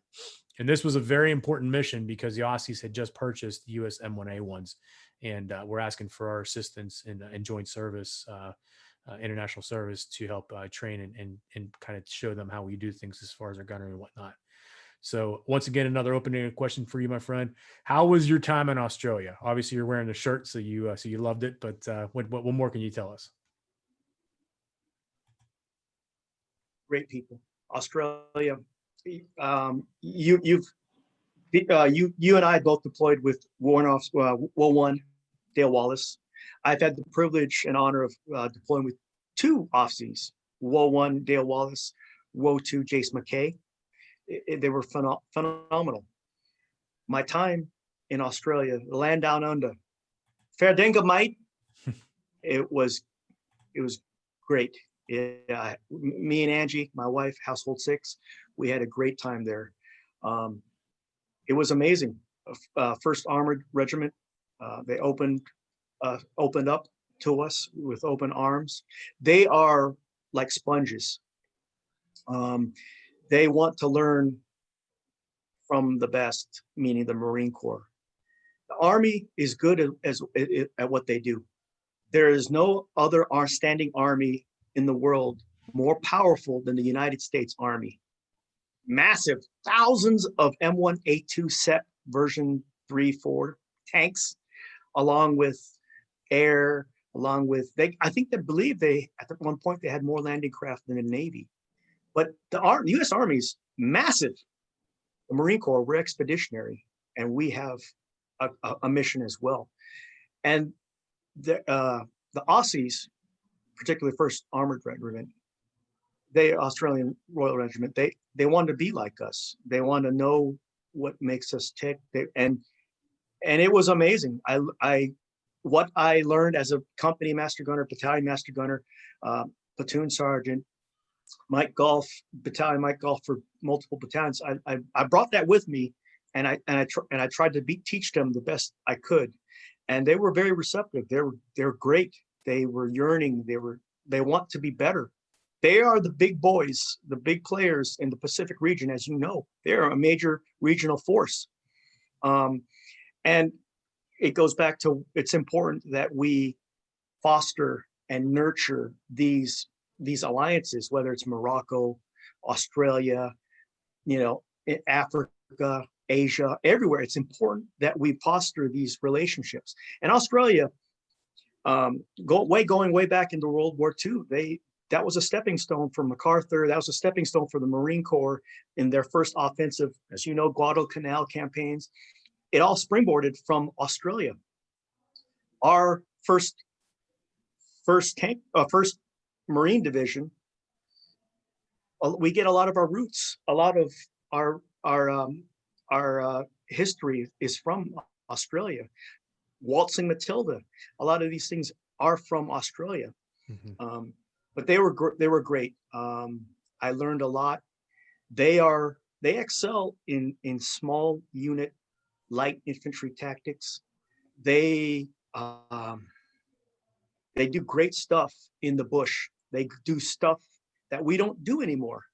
I had to get spun up. I had to get certified to have my own track. So I had to get qualified and trained up on the M113. So I had to get schooled up on how to drive it. Of course, I had to operate it. It was a one-man turret with a 50 cal. It's pretty rinky-dink, the turret. I mean, I'm a little guy, but you're a one-man 50 cal turret. It's neat, and like driving around, it was fun. But I had to learn that platform. I got to familiarize myself with the ASLAV, Australian LAV. I wasn't qualified on it, but one of the ASLAV mates, Sergeant Portelli, was pretty versed in doing that training portion. The comm systems that they learned, I was doing some of the comm classes, and they do stuff. They do code books in which, in part of their comm operations, you would say things twice. So they'd be like, Bison 5, this is red 4. And they were teaching these comm techniques using code books, using numbered code books for the time of the day. Mm-hmm. They're going way back, Vietnam stuff back. They were teaching old comm stuff. It was very interesting. And one of my first experiences doing their maneuver training out in Mount Bundy, we'd have a squadron, which is a company of tanks. We'd have a squadron in a logger or company coil, and they're all fired up. They just did their stand to, and they're just getting ready to do their mission. And I'm looking around, and like some of the guys were talking, and they were whispering, Gunny. And so I walked over and I'm like, hey, why are you guys whispering? And they're like, oh, Gunny, that's part of our procedures, is that we do strict sound discipline. And I'm an out of towner, I'm a foreigner, and I'm like, Right. I'm looking around and there's like 14 a squadron of tanks with their engines fired up, and I'm like, well, it's pretty damn loud now. If the enemy doesn't know we're here, they probably know now. And they're like, oh, we see your point. We see your point, Gunny. But we learned. I learned a lot from them. They learned a lot from me. They learned that range, live fire, is important in the building of a good foundation. Tank gunnery, training. When you are doing live fire on the range, the focus of effort is range operation. The focus of effort is getting those crews qualified, maximizing the time, maximizing the ammunition, maximizing everything, getting the squadron, regiment shot, qualified, trained, requalified or whatever. That is our focus. And the irony of that is, because that circles us back all the way to the beginning part of this interview, where you were where you were trying to shoot gunnery for the reservists, and because of drills and all the other requirements, you have a set period of time, and they turn into pumpkins midnight on a certain day. So you have to get that training done. Otherwise, if you don't, you're not going to. So that just came full circle in your career, and now you're using those experiences you learned early on as a Sergeant Mike Golf, years later as a gunny in a foreign nation, doing it for a partner nation, somebody that's very important to us. And it's the same lesson. It's the exact same lesson. The platforms may be a little bit different, and the students may be a little bit different, but the lesson and the meaning of the story is exactly the same. And it's ironic. Hey, you hit it right on the spot, sir. You came full circle. They some of the things that my Aussie compatriots, they at the time they couldn't understand or comprehend what my purpose was. But my purpose was to get you damn trained, to get you through, to get it. And it wasn't about like churning them through, but getting them through logically, safely, effectively. Once you're done with that, you can turn to do your commander's time. You can do your maneuver training. You can do whatever's on the docket to train. But right now, you've tasked me as the trainer to evaluate and qualify these crews, and you got to meet the timeline. The squadron commander, I'm not going to name who he was, but he was the next in the chute. So he was the next one on deck. We're running a crew through, and I look over, and he's got the tanker net up, the umbrella. He's got his tanker net up, and he's got all four of his crew. They all have their boots off. They all have their boots off on top of the tank, and they're having a spot of tea or something. But so they were all chilling out, and I went ballistic. I was like, what the fuck are you doing? Get in that battle position. And I'm a little guy, but I can project my voice pretty well. Some of my pups will tell you that for a little guy, I can project my voice. And so I didn't need to use it on the radio, they could hear the whole crew. And so they got up, put on their boots, got in their tank, fired it up, and drove off. And then later on, the squadron commander came up and he was like, "Oh, Gunny, I'd like to apologize for that incident." I'm like, "Sir, it's not an incident. We talked offline." I was like, "Sir, this is your squadron's time. We need to meet the timeline, and you of all people, this is your squadron. They're gonna follow you, and if your son and your footsies, it might not be the best look. We're trying to get these crews through." And he understood it, and from then on, like the whole squadron they snapped too. They had their notebook, the pens and papers. They were always at minimum 15, usually 30 minutes prior to a meeting. to a debrief or actions or a pre-brief or whatever. They were ready. And, they needed to be jarred because, and you, as you know, as being the INI and Alpha company, I'm sure sometimes it was hard for you to get that point across that you gotta execute. We have a timeline, and we gotta get it knocked out. Right. How was it for you as an instructor in your own up at the tank ramp in Pendleton? How was that for you? I mean, I loved it. I had a good experience with reservists early on when we were up with them in theater in Iraq. So I knew going into it, what the reserves were. And getting there, it was very important for me to gel the teams. When I got there, the INI staff and the reserve staff were very separate staffs, and they were functioning as such. And so there were 2 staff meetings, and there were 2 phone calls, and there were 2 accountability reports, and there were 2 of everything. And from the get-go, I'm like, this is dumb. Not putting anything on my predecessors because they were running it their way and they had their reasons. I just deemed it that we needed to do it, and we need to gain some efficiency because, like you said, time is very valuable, especially in that environment. So why are we doing things twice? Let's, one team, one fight. Let's not have a reserve staff and an INI staff. Let's have a company A staff.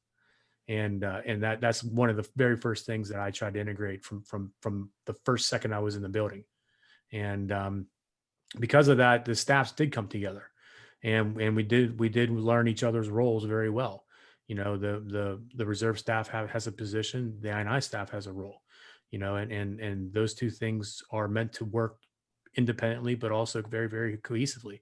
And that cohesion was one thing that I wanted to bring to Alpha Company. And I don't want to toot my own horn, but I think we did. Talking to the Marines after the fact and seeing them years later, they recognized that was a very dramatic shift for that company. And it was one that paid dividends, especially when we went to Latvia and we went to other places. We were company A. That was the bottom line. And didn't matter if you were an INI, didn't matter if you were a reservist, didn't matter. We were company A, and company A took on that form. And in my office is my very proud company A, but shield, because for me that was a very special time in my life, and the fact that I was doing what I set out to do, and the reason I became an officer was to take care of Marines, and this was the very first time I had that experience where I was really at the helm, and thanks to Colonel Storer for allowing me the trust and confidence to kind of do things the Alpha Company way. So you guys did stuff for the MFR, for the Fleet Marine Force Reserve. You guys did stuff that's never been done before, like you said, for those European missions, and that's amazing. And not just, with active duty, that's good, but like you had a reserve unit out there doing stuff that has not been done for if not ever. So you guys blazed the trail. And as a private citizen, retired military, I was very proud. I was very proud of my roots with 4th Tanks and my roots with the tanker community, that you guys continue, even through this damn divestment, you guys continue to get stuff done. And we old people, we're proud of you guys. Proud of what you guys do. That really means a lot. I appreciate that. Quit flipping the script on me, man. This is your interview. One of the things that I enjoyed, one of the things when the op tempo wasn't so fast going on the range, when we were just doing maneuvers, they're just like us in terms of crews. They're very personable. They want to learn and all that. But one thing that I enjoyed, I was very spoiled. So I'd be, we'd be bedded down. We did squadron maneuver exercise, non-live fire. We're bedded down for the night. I'm in my Mossy net. And for all those rotational force Pacific Australian, for all those Marine sailors that are doing those deployments, invest in a mosquito net, Mossy net. Pays dividends. Those bastards will eat the living shit out of you. They'll eat you up. I had mosquito bites over mosquito bites over mosquito bites. I had triple bites. But the first morning, I'm embedded with the squad, one of the squadrons, one of the line companies, one of the line squadrons. I wake up. I'm I'm acting tank commander, so I don't have any position, so I'm just here to maneuver. I'm the squadron CO's wingman or whatever. I wake up, I'm rustling. I unzip my mossy net, and I'm like, I hear and I smell the delightful smell and the hear of sizzling bacon. And then they see me rustling, and they're like, Gunny, what do you want? What do you want for breakfast, mate? How would you like your eggs? And I'm like, excuse me? So because I'm like, I had my MREs and like my pokey bait and my other crap that I have already. And like I look down, and our driver, he's got like a mini bar of like food. He's got cheese, he's got butter, he's got amenities. He has, they don't have cilantro. You know what they have? Coriander. Mm. Coriander. Well, but like they had all these amenities to go with my eggs and my bacon and my biscuits and my coffee. And so one of the things, and they learned this as a Commonwealth nation, they learned this from the Brits, is that, the low man on the totem pole cooks for the whole crew. Wow. And I found that was very fat. I thought that was good to go. And I was like, if you have a good driver, if you got a good low man on the totem pole, he or she will feed you well. But like I was like spoiled. So I mean, I had my coffee, I had my bacon and my eggs, and I'm sitting on my tank, and I'm like, this isn't too bad, right? And I'm thinking like, this is not South Sinjar, Iraq, where I'm freezing my balls off, or Fort Pickett, Virginia, where we're freezing our balls off, or 29 Palms, where we're melting our asses off. This is not too shabby. Right. And so, there's some little things that I learned, and that was refreshing. They made mods to their tanks, and surprisingly enough, as you probably know, most of their tanks are old Marine tanks. Mm-hmm. And so they made mods. They have refrigerator units in the tanks for their cheese and like their perishables. And what I noticed on their normal loadout on their tanks, they always had propane tanks on their bustle racks. And I just found that odd. And I was like, hey, you guys have propane tanks on all your tanks? Like, yeah, we need it to fire up our burners, to fire up our coffee, our tea, our breakfast, our brekkie. We got to have a brekkie. And I'm like, you do know though that's highly flammable, right? They're like, yeah. But I guess the way they were brought up is maybe a little bit different from how we were brought up. We were brought up to be like tactically minded. Not to say that these guys aren't tactically proficient. It's just they have different things that are different from us. Right. That it would be an alien. It would be, we would not have, I would get lit up if I had a flammable propane tank hanging off my bustle rack. I would get lit the frack up. Can you imagine? I'd be like, yeah. But jet boilers were a question at the time. When jet boilers came about, it was like, hey, what are you doing with that? It's in my bag. It's not a problem. Yeah, that's flammable. so it's the 502 gallons of JP8 that's in the back of this thing. Yeah, Roger. That's a great point. But they excelled in dismounted small light infantry tactics, light discipline, night operations. They were phenomenal. Zero light emissions. It was all black light, NVGs. Yeah. They were good. They were very proficient in what they did. I was impressed. During their normal regimental squadron battle rhythms, every Thursday they'd have sports parade. So in the morning they would have inspections, barracks inspections, uniform inspections, and in the morning they would have sports parade, and you would either play footy, soccer, Australian rules rugby, or union rules rugby, or basketball. So, but I learned early that you you don't cut into their sports parade time.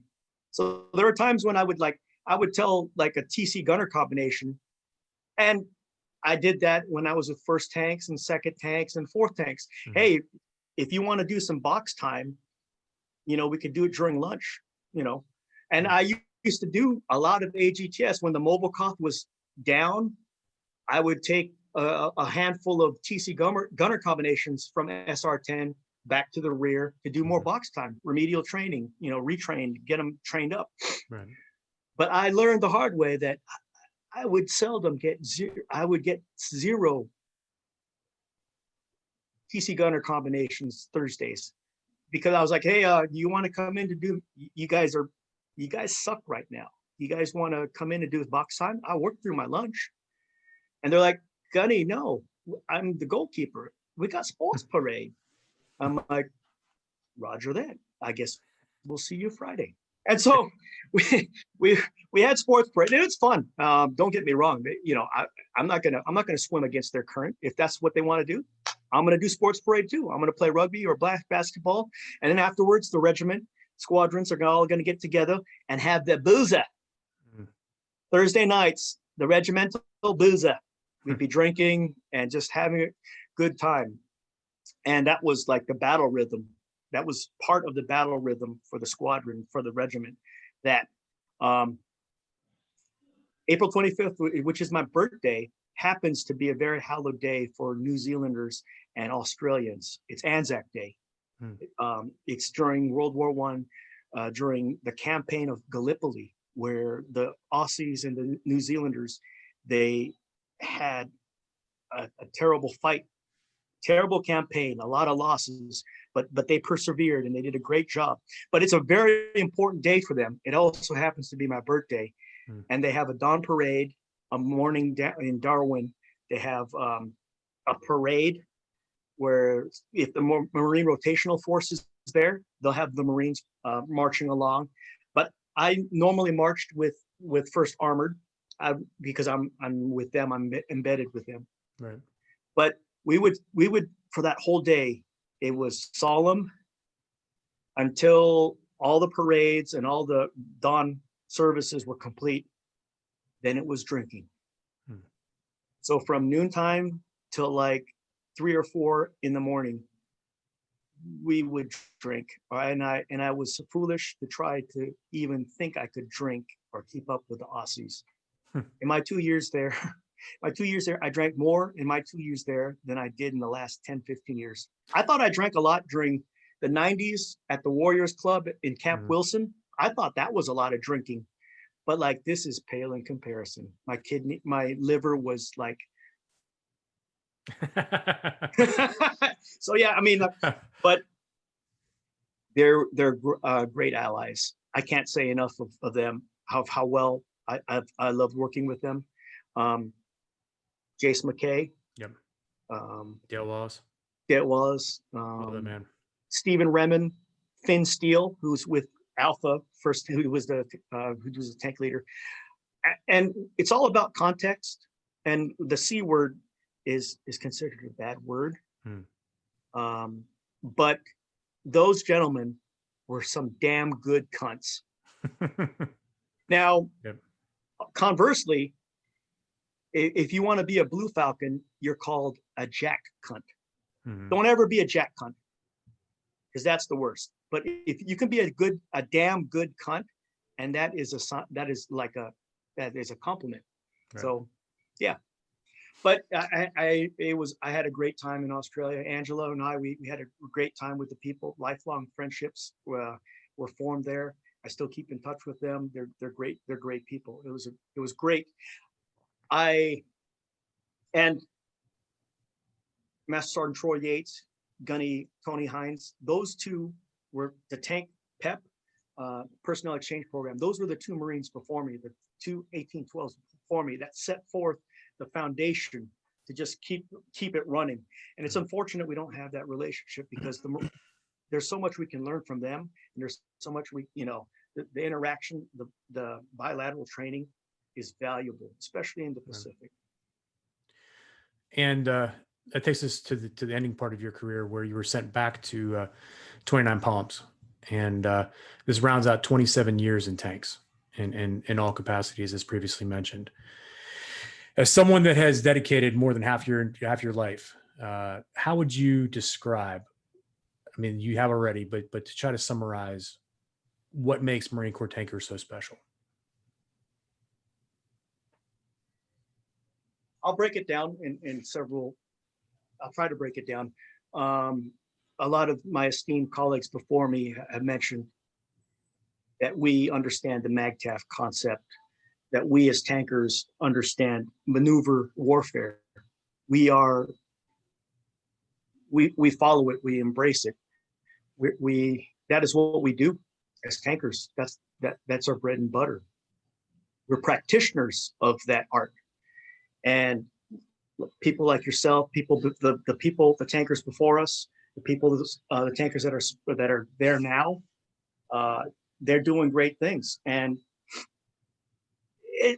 it's that can-do attitude. It's that attitude that Marine tankers that we learned during boot camp, MCT, tank school, either Fort Knox or Fort Benning, that we learned these great instructors at the schoolhouse that taught us the foundations and that carried on to this day. The Gunny, Master Guns, Dangerfields, the Sergeant First Class Emblers, these guys help contribute what makes tankers, tankers, our can-do attitude. I honestly miss the times on the tank. I miss qualifying, not only with the gun table 6 qualification, but I miss the old table 8s. I miss the days when my tank crew, when I was a young sergeant having my first crew, and just since you tooted your horn, you being the best gunner in the battalion, my last times as a practicing tanker, as a sergeant with Bravo Company, I won the company Hot Shot Trophy 2 out of the last 3 years as an acting tank gunner. This is the tanker. This is tank commander. This is before I went to Master Gunner School. But I miss those days. It's you know it, and you know about the warrior ethos that the tankers have, that we tankers have, 1811s and 1812s, the competitive nature. I remember I'd be listening, I'd be on deck, I'd be maybe 2 or 3 tanks behind the guy who's on deck. They have a catastrophic failure, they have a massive FRH, or massive FRH leak. They got to pull themselves off the line.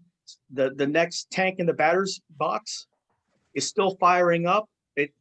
Our tank just aborted. This is Red 4. We're standing by Redcon 1.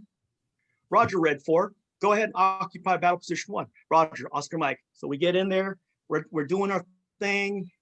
I miss those engagements. I miss Alpha 4, the long range mover. Mm-hmm. I would tell my gunner, hey, normal battle site range is dependent on MET TC, but we're going to go, instead of 1200, 1300 battle site range, make range, battle site range to 2100.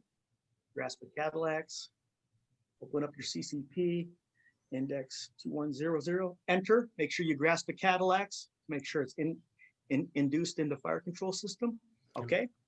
We're sitting there, long range mover comes up, gunner Sabo tank, identified, 2200.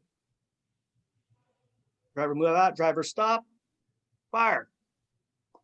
On the way, boom, short, driver back up. So we're waiting, re-engage.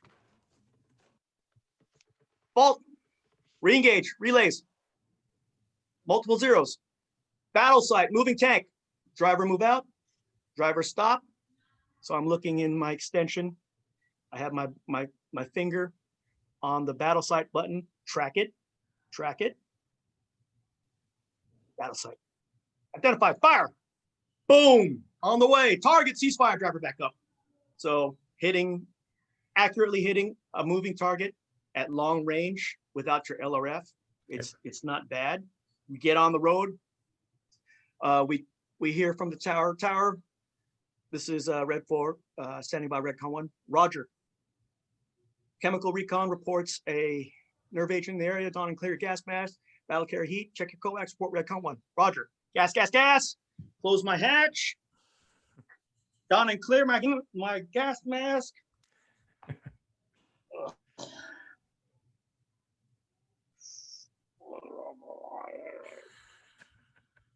Crew report. Driver up. Driver ready. Loader ready. Sable loaded. Blah, blah, blah, blah. Okay. Take that sable out. Battle carry heat. Heat indexed. There you go. Okay. Gunner. Okay. Okay. This is probably going to be the Alpha 2 swing offensive engagement. You're going to have one PC, one moving PC, one moving PC, and one set of dismounts. So it's going to be heat or impact, dismounted infantry. Tower, Red 4, Redcon 1. Roger, assault, assault, assault. Driver move out, stable platform. So we're stable platform, searching and traversing, fender defender. Identified PC. PC, up. 1-200. 1-200, fire. On the way, boom. Target, ceasefire. Keep scanning. Driver, drive through. Driver's driving through the obscuration. Identified, moving PC. Moving PC, 1-300. Get on it. Fire. On the way, boom, short. Target down, dust down, target down, dust down. Roger, continue to scan. Ceasefire, main gun. Coax troops, look for the troops. Scan, scan, scan, scan. Troops, identified. Coax troops, fire, on the way. Target, ceasefire, ceasefire, coax. Heat PC, heat moving PC. There he is. Identified, 1-300, lead, re-engage, relays. Identified, fire. On the way, target ceasefire. Driver stop, tower Mike Golf, engage 2 BMP3s, 1 set of dismounts, vicinity Gizro, SR10, time now ready to continue mission. Roger, all clear, all clear, all clear. Take off the gas mask, recover, get down to the last battle position. We're on black or whatever the final battle position. Tower, Red 4, set. Roger. Enemy tank platoon, a set of dismounts. Prepare your battle, prepare your crew, report Redcon 1. Roger. Battle carry Sable, check your coax. Okay, it's the Widowmaker. 3 tanks. You're gonna have 1 tank, moving tank, delayed turret, and also a set of dismounts. So you're just waiting, you're engaging.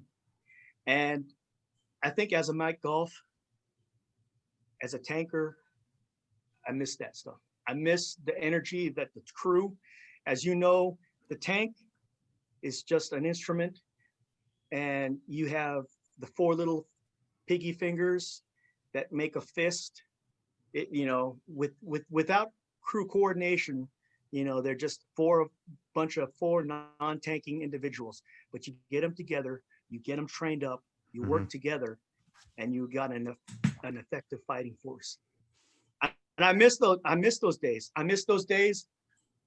I miss watching at SR10.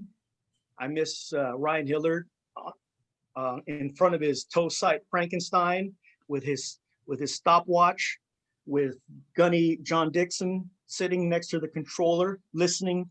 He's got like bionic ears. He's listening to the fire commands of the crew. I miss the days when the setups, the engagements we set up for the crews, where you're firing all, main gun weapon status is tight, notionally carry battle carry heat. You got 3 different sets of troops. 3 sets of troops.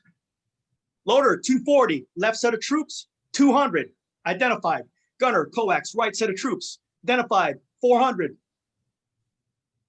Driver move out, driver stop, loader 240, fire and adjust. Gunner, coax, right set of troops, fire and adjust. caliber 50.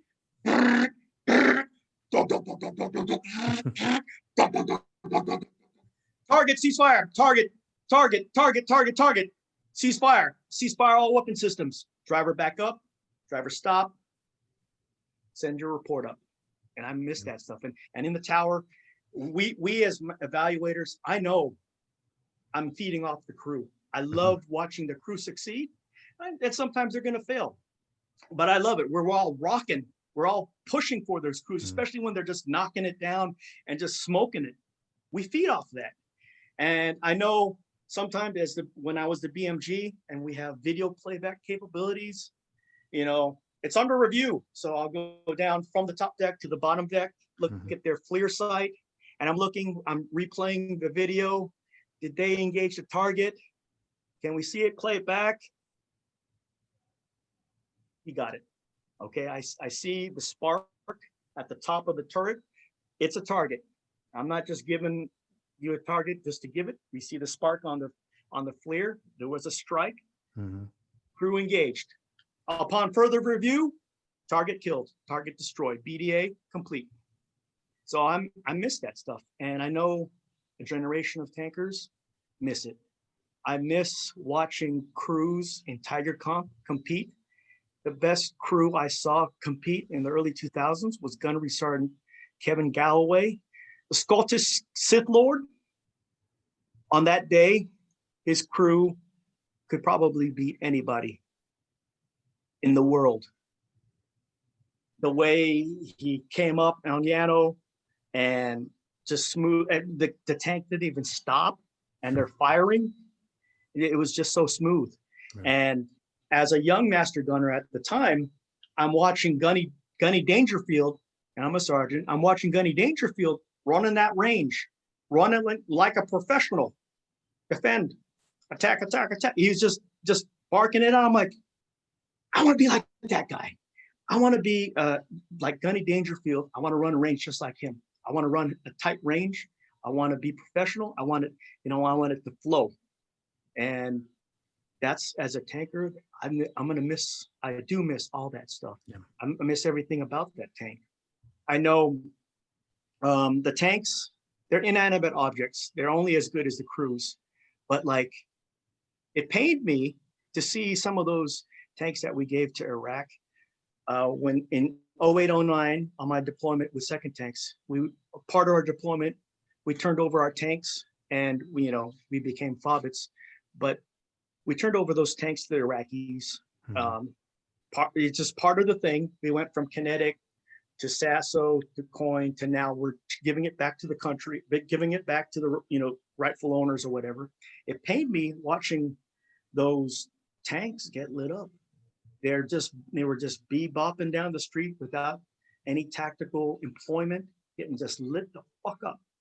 And I'm thinking, like, those tanks that saved and protected a generation of tankers, all the way from OIF, Urgent Fury, FAM, all those engagements, all those campaigns, all those heartfelt losses. Now they're all gone.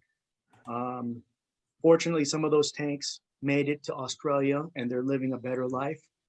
But I feel for watching those tanks get blown up, because there's so much. If an inanimate object like a tank, if it can speak, the things it could tell us. I mean, whether it's second tanks, first tanks, fourth tanks, the stories that it could tell of the crews, the heroic crews, the crews that just operated optimal level. When the tanks finally got to Afghanistan, the most threatening thing that the Taliban feared was the Mark 19. They feared it. They were like, oh, yeah, we don't like that Mark 19. And then the Sabre system came up, and that was the next generation, the next evolution of Predator, and then the most dominant Predator in the ecosystem came, and that was the M1A1. And the Apex Predator came and destroyed everything. on the shelf, Operation Dynamic Partner with Delta Company, Captain Ashenhurst, Lieutenant Captain Simpson, now Colonel Ashenhurst. Mhm. That company, it's a company of heroes.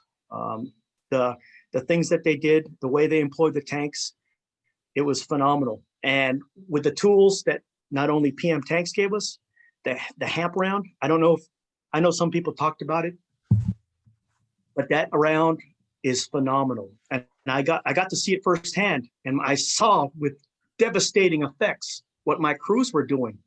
This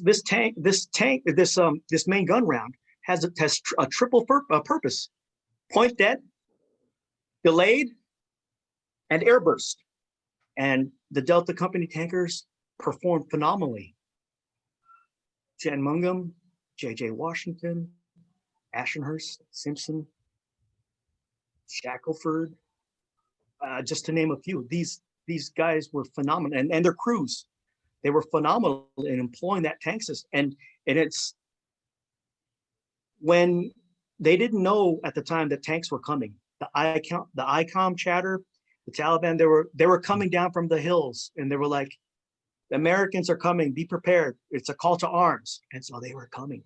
Mhm. They were coming for a fight. This was not going to be a, hit and run. It was a deliberate fight. They were getting built up, and they were ready. They had air. There was fast movers. There was rotary. There was Pup the Magic Dragon. I haven't seen that since Desert Storm. But there was a lot of assets available, and the things that Delta Company did was amazing. And it's all attributed to what the tankers can do. Now, we fast forward on that deployment, May 13th, 2013, they came back for payback. The enemy saw that the tanks, this was just a normal day. In the middle of the day, I don't know, the patrol, the day patrol was complete. The hogs were back in. Crews were getting rotated. They just finished their PMs. They're retrograding and moving to the chow hall, just doing the normal daily routine. And that's when the Taliban hit us. SVBID, a truck full of loaded HME, high explosives, with a follow-on dismounted attack RPGs, AK-47s. They came in and they assaulted. A day assault, and Delta Company performed phenomenally. I can't be more proud of that company. Some of them refused medevac because they were helping with triage. We had over 47 medevacs. We had so many, close to 50 casualties. The only ones that were killed, unfortunately, were the Georgian guards at the posts. But the tankers, corpsmen, the mechanics, they all performed, and that's part of that tanker, all tank Marine concept. I know as tankers on the operational side, we can't accomplish the mission without support. The FSRs, a lot of these guys were prior service, working for Raytheon, working for General Dynamics Land System, working for Honeywell. These guys are helping at the time, keeping the machine moving. Their experience, the things that they learned on the military side, they brought it over, and it was amazing what they could do to help support us. And a lot of them were prior service, 2146s or tankers, and now they progressed to a different level. And it's amazing what they've done and what they've contributed to the team. And that's part of that, what the can-do attitude of the Marine Corps tankers.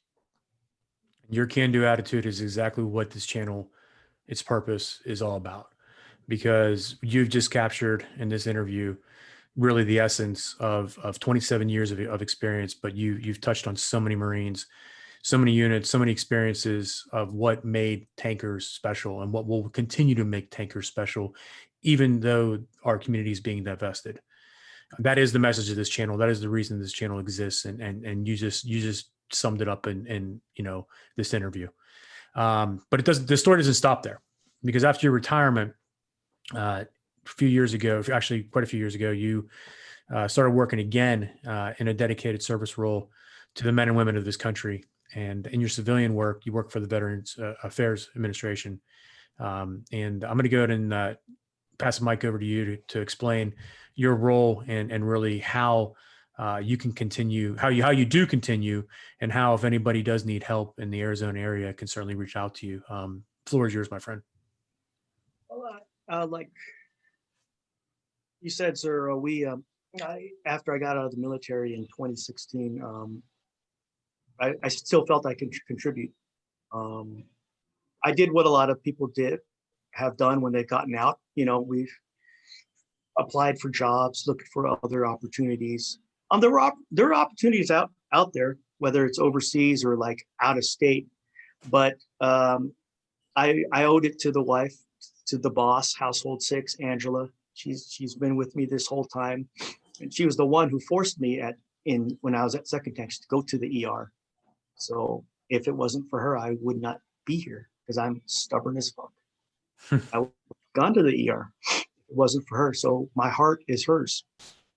But so I started off at the Veterans Health Administration as a purchasing agent, buying prosthetics, buying wheelchairs, ramps, and services for Marine, Army, Navy, Air Force veterans, Coast Guard veterans, veterans of foreign wars, veterans who never deployed. And it's one thing about the VHA, Veterans Health Administration. It's probably one of the most despised agencies, federal agencies. I get it. I understand. I understand the frustration. I understand what there's some things that that veterans won't agree with, and then they might be frustrated or agitated.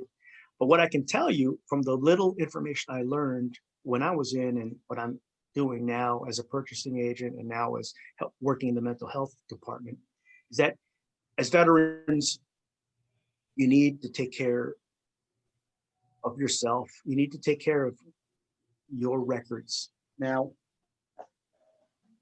I did a lot of time on my twilight tour as a hazmat chief at First Tanks. I spent a lot of time on duty, OOD, AOOD. I did something, you know, I wanted to. I knew I was gone for 2 years. I wanted to kind of pay it forward, like, you know, what a good staff and SEAL would do. Some of those young staff sergeants, some of those young lieutenants that have duty on Valentine's Day or Thanksgiving or Christmas or New Year's, I would swap with them. And I'd be like, hey, you know, go ahead and be with your loved ones. Are you sure? Yeah, you know, you guys are starting out. You guys are our future. So, you know, you can maybe down the road, you can pay it forward. But as OOD, I learned that during those monotonous times when you're not doing, you're done with your rounds, and you're doing your sleep plan, that you set yourself up. You get your medical record. You copy your medical record. You get from your base hospital.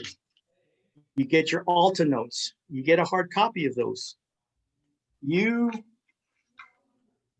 one's going to do it. Your wife's not going to do it. Your buddy's not going to do it. You got to do it. Some of that stuff, and I know my fellow warriors, you guys have a big record, and you're going to need some time to do it, but you got to do it. You got to document. You got to copy. If you can put it in an electronic file, have a backup to that. You have to take care of yourself. One thing I know is if it's not in your medical record, it's going to be hard for the VBA, the Veterans Benefit Administration, to rule and to judge what has happened. Stuff happens with us when we're old. We are old, and we're going to continue to, degrade, physically and mentally. So it's inherent upon us to take care of our shit.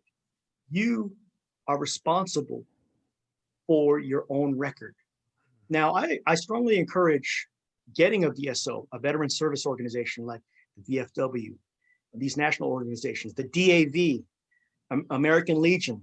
A lot of these agencies can help. They will help. They'll help petition. They'll help with your. They'll help file it. Your case and all that. But it's up to you.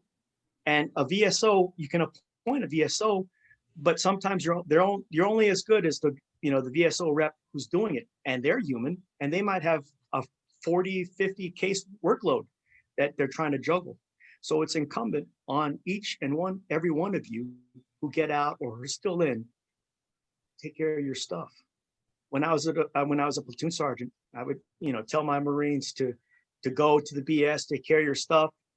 You got to make sure you get that documented. You got to make sure you get that medical check. You got to make sure it's inputted. And I know, and I'm only speaking as to the younger ones. I know some of them want to just F off and just go into the barracks and play their games and stuff. But you got to, if a platoon sergeant, your platoon commander, if you are down, take care of yourself. Mm-hmm. If you're down, that's legitimate. If you were down, that's fine. Do a computer self-check, check your circuit breakers, check everything. Make sure everything's good to go. But you got to get that stuff documented, and no one's going to do it for you. And it's an uphill battle for some of the veterans who got out, and they're like, "Well, I'm gonna put in a file, put a case in." It's hard. It's an uphill battle. I'm not going to lie to you. It's hard, but there's people out there. Myself, I think Matt Chasen does stuff that helps veterans. Former 1812 out there. I think he's out there on Facebook that helps fellow Marines and other veterans. But it's incumbent upon every veteran.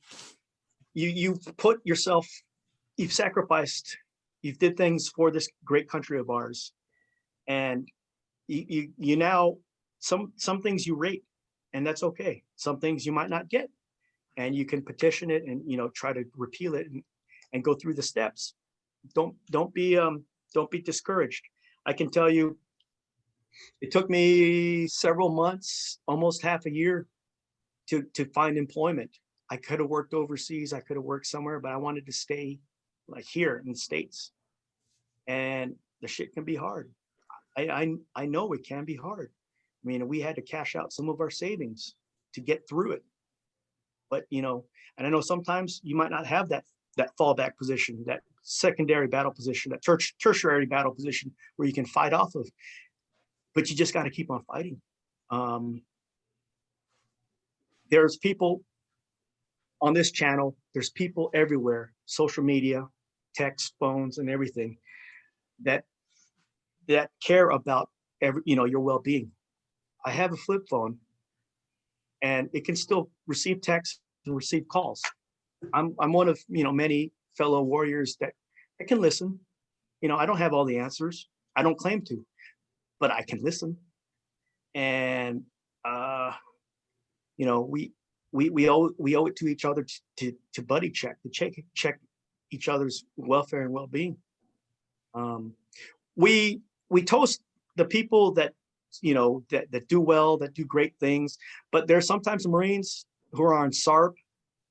I've had Marines where I'm sitting in front of the judge in Wilmington courthouse, standing tall. And sometimes we sometimes we fail, and that's okay. You can recover from it if you choose to, if you want to. Right. Sometimes it's going to be an uphill battle, but don't give up on yourself. And it doesn't take an old fart, a broken down person like me to tell you that. I'm just one of many. I'm just a small person in this cog. There's some movers and shakers. There's people like yourself, sir, that is providing a voice for a community that after you guys, after you 1802s and 1812s, there's not going to be any more. So, yeah. Well, thank you. And I'm going to take a moment and echo kind of what Gunny said here. If you're struggling, if you got anything going on, reach out to somebody, reach out to anybody, reach out to me. And that's the reason for this channel, is that our community and what makes things special will continue on. And there it is right there, the Veterans Crisis Line. That should be in everybody's phone, because you know what? It sneaks up on you. It snuck up on me, and I've gone through some troubled times, and you know, I'm not one to preach, but I will say that it's right there. All right, it's right there, and each of us on this channel, you know, we are a brotherhood, and you know, obviously the holidays are definitely a difficult time for folks.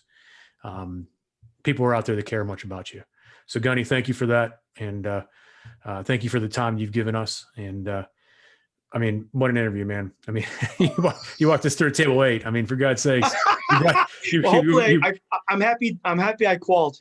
Yeah, you know, sometimes I heard some crew cuts. I heard some misidentifications. Yeah, there's some crew that's all right. cuts, We'll let it slide.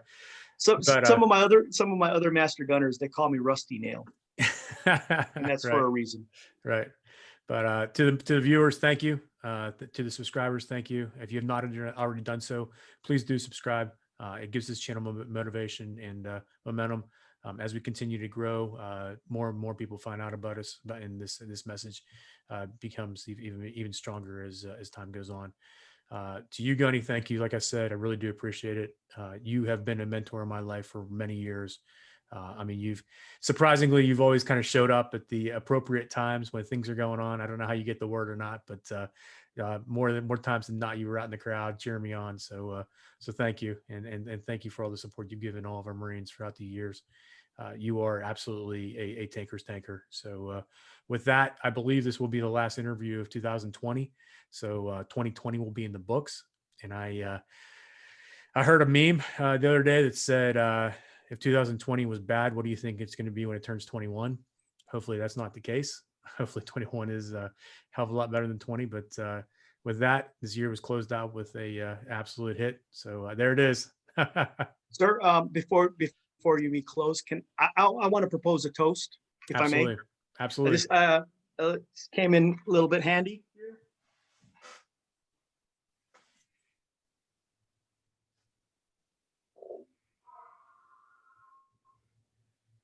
I want to propose a toast to all the armored warriors out there, past and present,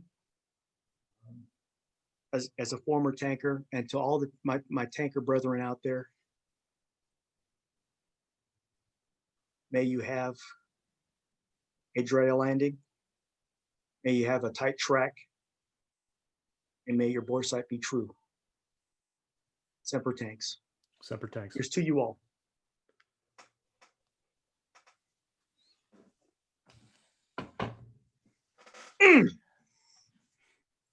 You did learn how to drink like an Aussie. I'll feel it in about 2 minutes. I'll be sleeping. That's my little Betty by sleep. All right. With that, my friend, thank you. And I really do appreciate it. I'm going to be signing off here. Semper Fi.